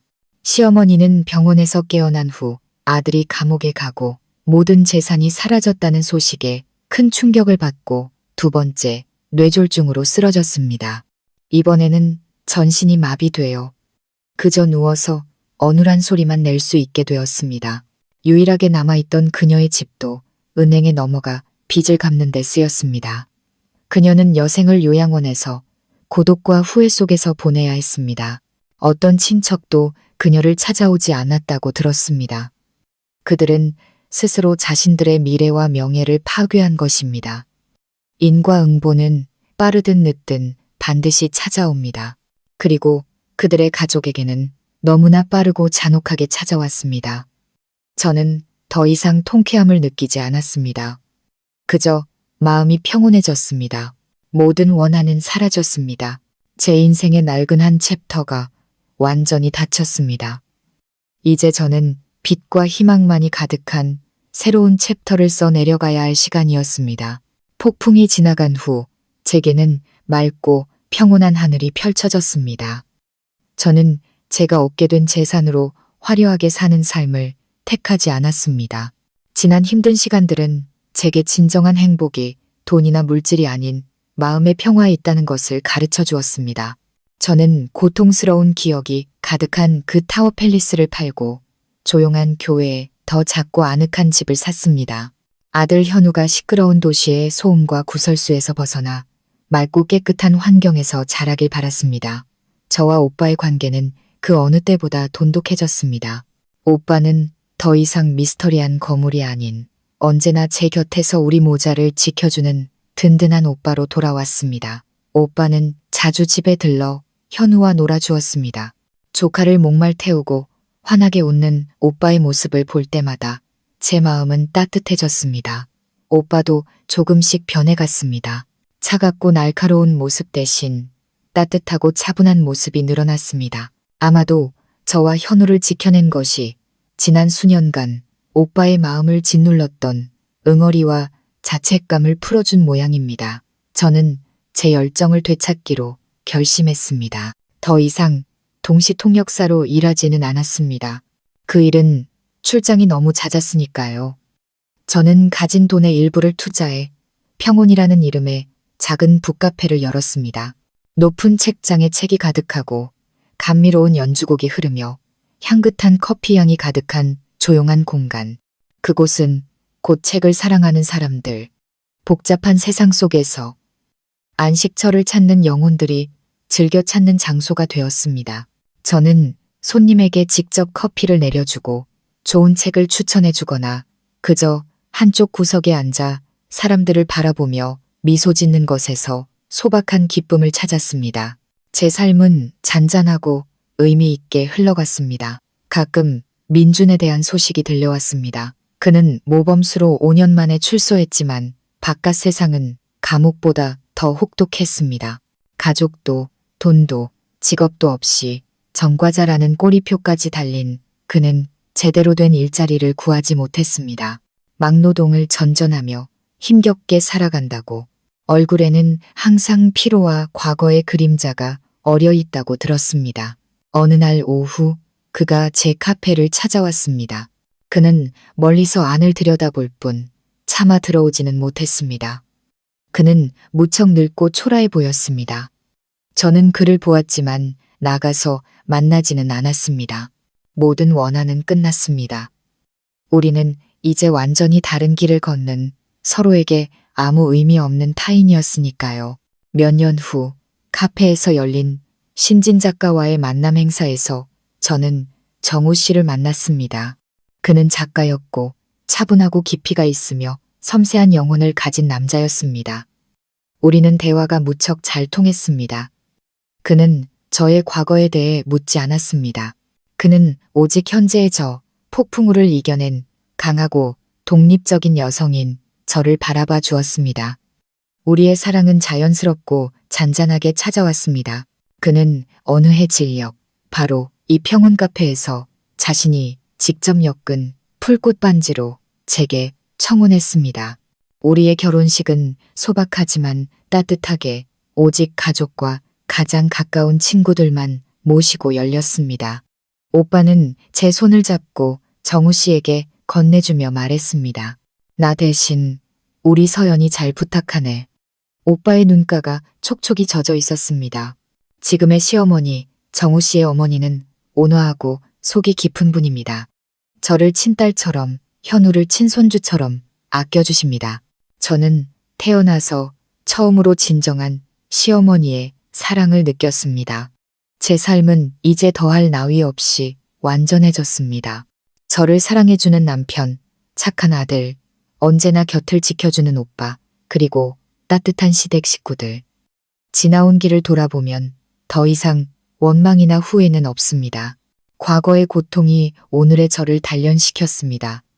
그것은 제게 행복을 소중히 여기는 법, 제 자신과 소중한 사람들을 사랑하는 법을 가르쳐 주었습니다. 때로는 가장 어두운 밤을 지나야만 인생에서 가장 눈부신 새벽을 볼 수 있는 법입니다. 그리고 저는 마침내 저만의 새벽을 찾았습니다. 후반부 해설. 시청자 여러분, 주인공 서연 씨의 파란만장한 이야기가 막을 내렸을 때 저는 우리 모두의 마음속에 악인이 벌을 받고 선한 사람이 평화를 찾는 모습에서 오는 통쾌함과 만족감이 자리 잡았을 것이라 믿습니다. 정의가 실현되고 권선징악이 이루어지는 것, 그것은 질서가 회복되는 것을 목격할 때 인간이 느끼는 본능적이고 자연스러운 감정입니다. 하지만 우리가 단지 그 감정에만 머무른다면 어쩌면 이 이야기가 우리에게 던지는 더 깊은 의미와 소중한 교훈들을 놓치게 될지도 모릅니다. 왜냐하면 현실의 삶에는 마지막 순간에 조폭 보스 오빠가 나타나 모든 것을 해결해주는 일이 항상 일어나지는 않기 때문입니다. 영화처럼 완벽한 복수 계획이 항상 우리를 기다리고 있지도 않습니다. 하지만 우리에게 언제나 있는 것, 그 누구도 빼앗을 수 없는 것은 바로 우리 내면의 힘, 선택의 의지, 그리고 우리 스스로의 힘으로 인생의 해피엔딩을 써내려갈 수 있는 능력입니다. 자신의 집이라는 감옥에 갇힌 말 못하는 피해자에서 자유롭고 평온한 삶의 주인이 된 서연 씨의 여정은 존엄성을 되찾기 위한 투쟁의 길을 상세히 보여주는 지도와 같습니다. 그리고 그 안에는 현재 막다른 길에 서 있다고 느끼는 모든 분들에게 귀중한 교훈이 담겨 있습니다. 첫 번째 교훈, 그리고 아마도 가장 고통스러운 교훈은 바로 악의 본질에 대한 인식입니다. 이 이야기 속 악의 화신인 남편 민주는 어느 날 갑자기 나타난 괴물이 아닙니다. 태어날 때부터 악마였던 것도 아닙니다. 그의 악은 서서히 진행된 타락의 과정이었습니다. 낮은 자존감과 가부장적인 사고방식, 그리고 무엇보다 주변 사람들의 방관이라는 자양분을 먹고 자라난 내면의 부패였습니다. 8년 전에 민주는 다정하고 아내를 사랑하는 남편이었습니다. 하지만 성공이 찾아오고 권력과 돈이 그의 영혼 속 결핍을 채우기 시작하면서 병적인 자아가 비대해졌습니다. 그는 자신보다 똑똑하고 유능한 아내를 받아들일 수 없었습니다. 아내가 모든 것을 포기하고 내조에 전념했음에도 불구하고 그녀의 과거 성공은 여전히 그의 열등한 남성성을 위협하는 악몽이자 치욕이었습니다. 그리고 폭력은 그가 권력을 확인하고 자신의 배우자를 짓밟아 스스로가 더 위대하다고 느끼기 위해 사용한 가장 마지막에 그리고 가장 비열한 수단이었습니다. 이것은 많은 남성들이 자신의 열등감을 직시하지 못하고 뒤틀린 균형감을 되찾기 위해 곁에 있는 여성을 파괴하는 우리 사회의 슬픈 현실을 보여줍니다. 그들은 그런 행동이 자신의 강함을 증명하는 것이 아니라 자신의 나약함과 비열함을 가장 밑바닥까지 드러내는 것임을 깨닫지 못합니다. 그리고 민준의 곁에는 또 다른 형태의 악이 있었습니다. 소리 없지만 더 무서운 악, 바로 시어머니의 동조입니다. 그녀는 며느리를 직접 때리지는 않았지만 남편이 화낼 땐 아내가 참는 법이라거나 남자는 체면이 중요하니 네가 좀 참아라와 같은 방관적인 말들은 민준 내면의 폭력이라는 괴물을 매일같이 키워낸 독약이었습니다. 그녀의 침묵은 인내가 아니라 이기심이었습니다. 그녀는 오직 집안의 거짓된 평화, 아들의 체면만을 중시했을 뿐 한때 가족으로 맞이했던 며느리의 멍자국과 눈물, 고통은 철저히 외면했습니다. 이 세상에 얼마나 많은 그런 시어머니들이, 그런 방관자들이 있을까요? 단지 내 고통이 아니라는 이유로 집안일은 집안에서 해결해야 한다는 명분 아래 폭력 앞에서 눈 감고 침묵을 선택하는 사람들. 악 앞에서 침묵하는 것은 악의 또 다른 형태입니다. 그것은 폭력이 싹트고 자라나는 비옥한 토양입니다. 여기서 얻을 수 있는 교훈은 우리는 직접적인 가해자에게 맞서 싸워야 할 뿐만 아니라 침묵으로 악에 동조하고 방관하는 이들에게도 목소리를 내야 한다는 것입니다. 문명사회는 공포와 침묵 위에 세워질 수 없습니다. 그것은 잘못된 것을 잘못되었다고 말하고 약자를 보호하는 용기 위에 세워져야 합니다. 그것이 가족이든 타인이든 말이죠. 그리고 물론 인과응보는 결코 틀리지 않습니다. 민준과 시어머니의 몰락은 초자연적인 징벌이 아닙니다. 그것은 그들이 뿌린 씨앗에서 싹튼 필연적인 결과이자 논리적인 귀결입니다. 민준은 자신의 오만함에 의해 침몰했습니다. 그는 아내를 얕봤고 정체불명의 오빠를 무시했으며 결국 스스로 준비된 덧단으로 걸어들어갔습니다. 시어머니는 자신의 맹목적인 감싸기에 의해 파멸했습니다. 결국 금지옥역 같던 아들이 사회에서 매장당하는 것을 목격해야만 했습니다. 그들은 스스로 죄악의 성을 쌓았고 결국 그 폐허 속에 스스로 갇히고 말았습니다. 이것은 우리 모두에게 깊은 경고를 줍니다. 절대로 바람을 심지 마십시오. 언젠가는 반드시 폭풍을 거두게 될 날이 올 것입니다. 인생은 때로 불공평해 보일지라도 긴 안목으로 보면 무서울 정도로 공평합니다. 모든 선택은 아무리 작을지라도 미래의 결과를 품고 있는 씨앗과 같습니다. 하지만 이 이야기는 단지 악인에 대한 심판서가 아닙니다. 이것은 여성 안에 잠재된 힘과 저항의 가치에 대한 찬가이기도 합니다. 주인공 서연 씨는 처음에는 다른 많은 여성들처럼 인내하고 참고 견뎠습니다. 자신의 희생이 아이를 위한 것이고 아이에게 온전한 가정을 지켜주기 위한 것이라고 스스로를 속였습니다. 이것은 매우 흔하고 위험한 심리적 함정입니다.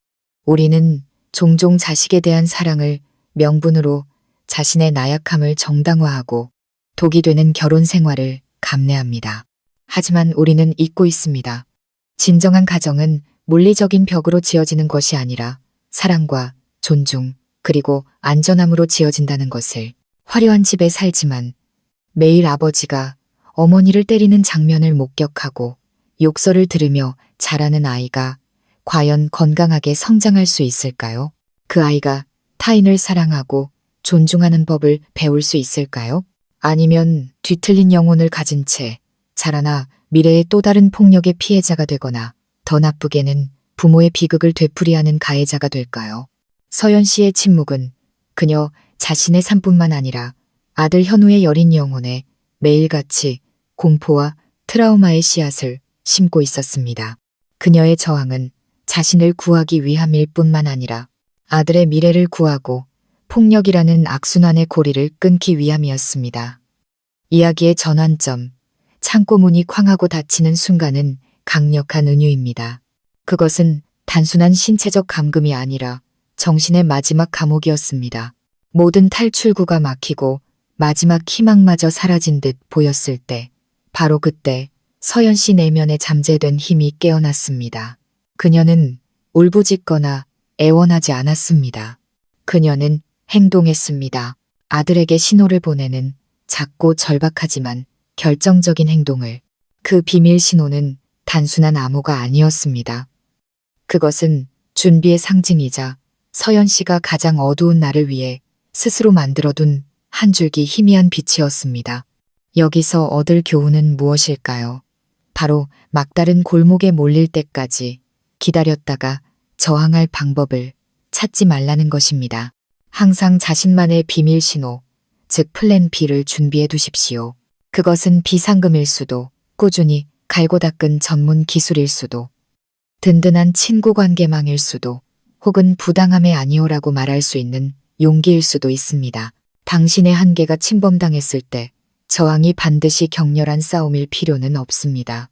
때로는 나는 더 나은 대우를 받을 자격이 있다는 마음속에 단호한 결심, 작은 행동 하나에서 시작됩니다.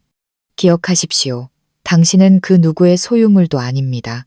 당신은 안전하고 존중받으며 살아갈 권리가 있는 독립적인 존재입니다. 그리고 이것은 다음의 중요한 교훈으로 이어집니다. 바로 생명선, 즉 지원 시스템의 중요성입니다. 이야기 속에서 오빠는 구원자이자 전능한 힘으로 등장합니다. 하지만 현실에서 당신의 오빠는 조폭 보스가 아닐 수도 있습니다. 당신의 오빠는 당신이 믿는 친구, 가족, 심리상담사, 변호사 또는 여성 보호 단체일 수 있습니다. 문제는 당신의 오빠가 누구냐가 아니라 당신이 그들에게 신호를 보낼 용기가 있느냐입니다. 서연 씨는 매우 똑똑하고 용감한 일을 했습니다. 그녀는 아들에게 오빠를 부르는 방법을 가르쳤습니다. 그녀는 자신의 어린 아들을 자기 구출 계획의 중요한 연결고리로 만들었습니다. 이것은 우리가 아무리 절망적인 상황에 처해 있더라도 스스로를 위한 생명선을 주도적으로 만들어낼 수 있다는 것을 보여줍니다. 절대 스스로를 고립시키지 마십시오. 모든 것을 혼자 해결할 수 있다고 생각하지 마십시오. 고통은 나누면 반이 되고 힘은 합치면 배가 됩니다. 나누고 도움을 구하십시오. 적절한 때에 적절한 사람에게 건 한 통의 전화, 한 줄의 메시지, 한 번의 고백이 당신의 인생 전체를 바꿀 수 있습니다. 당신 인생의 강태식이 누구인지 파악하고 그들이 당신의 비밀 신호를 알고 있도록 하십시오. 헛된 자존심이나 두려움 때문에 도움을 구하는 것을 망설이지 마십시오. 도움을 받는 것은 나약함이 아니라 용기와 지혜의 표현입니다. 마지막으로 이 이야기가 주는 가장 깊은 교훈은 바로 평온을 찾아가는 여정입니다. 승리한 후, 악인이 처벌받은 후, 서연 씨는 복수와 권력의 삶을 선택할 수도 있었습니다. 하지만 그녀는 그러지 않았습니다. 그녀는 평화를 선택했습니다. 고통스러운 저택을 팔고 작은 북카페를 열어 소박한 것들에서 행복을 찾았습니다. 이것이야말로 가장 위대한 승리입니다. 진정한 힘은 적을 파괴하는 능력이 아니라 자신의 상처를 치유하고 더 나은 새로운 삶을 건설하는 능력에 있습니다. 남편 민준이 카페 밖에서 서성일 때 서연 씨가 그를 외면하기로 선택한 것은 매우 의미심장한 장면입니다. 그것은 그녀가 증오의 굴레에서 완전히 벗어났음을 보여줍니다. 민주는 더 이상 그녀 세상의 일부가 아니었습니다. 그는 그저 과거의 유령, 더 이상 상처를 줄 수 없는 희미한 기억일 뿐이었습니다. 때로는 망각과 무관심이 가장 잔인한 복수가 되기도 합니다. 그러한 평온을 얻기 위해 우리는 내려놓는 법을 배워야 합니다. 증오를 내려놓고 과거를 내려놓고 그리고 용서해야 합니다. 여기서의 용서는 가해자를 위한 용서가 아닙니다. 그들의 죄를 없애주는 것이 아닙니다. 그 용서는 바로 자기 자신을 위한 것입니다. 한때 나약했던 나 자신을, 타인이 나를 아프게 하도록 내버려뒀던 나 자신을 용서하는 것입니다. 잘못된 선택과 순진했던 희망들을 용서하는 것입니다. 오직 그때만이 우리는 과거라는 감옥에서 우리 영혼을 해방시키고 진정으로 자유롭게 앞으로 나아갈 수 있습니다. 시청자 여러분, 서연 씨의 이야기는 지옥에서 새벽으로 향하는 여정입니다. 이 이야기는 우리에게 신체적이든 정신적이든 모든 형태의 폭력은 비난받아 마땅하며 결코 용납될 수 없음을 가르쳐줍니다. 악 앞에서 침묵하는 것은 죄악입니다. 그리고 여성의 힘은 인내가 아닌 자신의 가치와 존엄성을 지키기 위해 일어서는 용기에 있습니다. 우리 모두는 남성이든 여성이든 각자의 교훈을 얻을 수 있습니다. 자신의 배우자를 사랑하고 존중하는 법을 배우십시오. 불의를 목격했을 때 용감하게 목소리를 내십시오. 그리고 가장 중요한 것은 항상 자신을 위한 생명선을 준비하고 필요할 때 신호를 보내는 것을 주저하지 마십시오. 인생이 항상 장밋빛일 수는 없지만 비온 뒤의 땅이 굳는 법입니다. 우리가 희망을 버리지 않고 행복하게 살 권리를 포기하지 않는 한 우리는 반드시 우리 자신만의 평온한 하늘을 찾게 될 것입니다. 과거의 고통을 현재를 위한 힘으로, 쓰라린 교훈을 더 밝은 미래를 위한 지침으로 삼으시길 바랍니다. 채널 안내 및 마무리. 이 이야기 속 악의 화신인 남편은 어느 날 갑자기 나타난 괴물이 아닙니다. 태어날 때부터 악마였던 것도 아닙니다. 그의 악은 서서히 진행된 타락의 과정이었습니다. 낮은 자존감과 가부장적인 사고방식, 그리고 무엇보다 주변 사람들의 방관이라는 자양분을 먹고 자라난 내면의 부패였습니다. 8년 전에 그는 다정하고 아내를 사랑하는 남편이었습니다. 하지만 성공이 찾아오고 권력과 돈이 그의 영혼 속 결핍을 채우기 시작하면서 병적인 자아가 비대해졌습니다.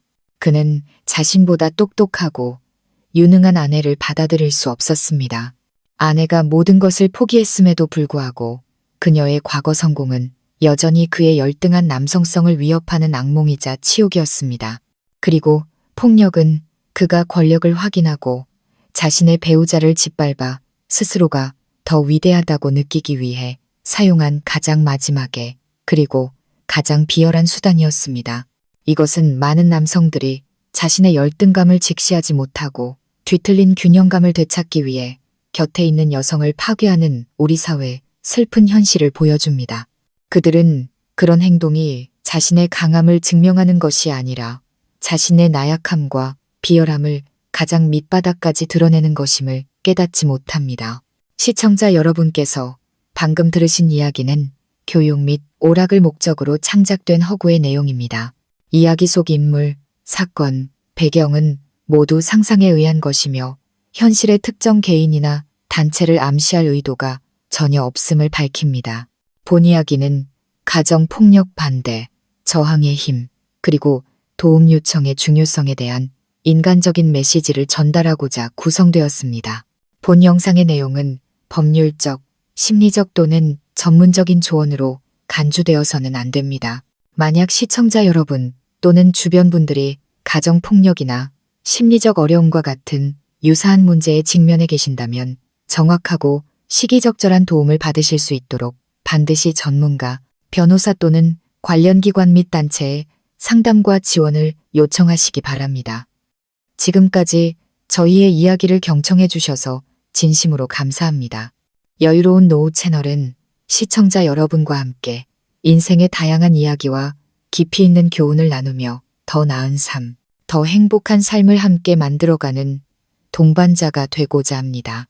오늘 이야기가 여러분의 마음에 작은 울림을 주었다면 좋아요와 공유 버튼을 눌러 주변 분들과 함께 나눠주시길 바랍니다.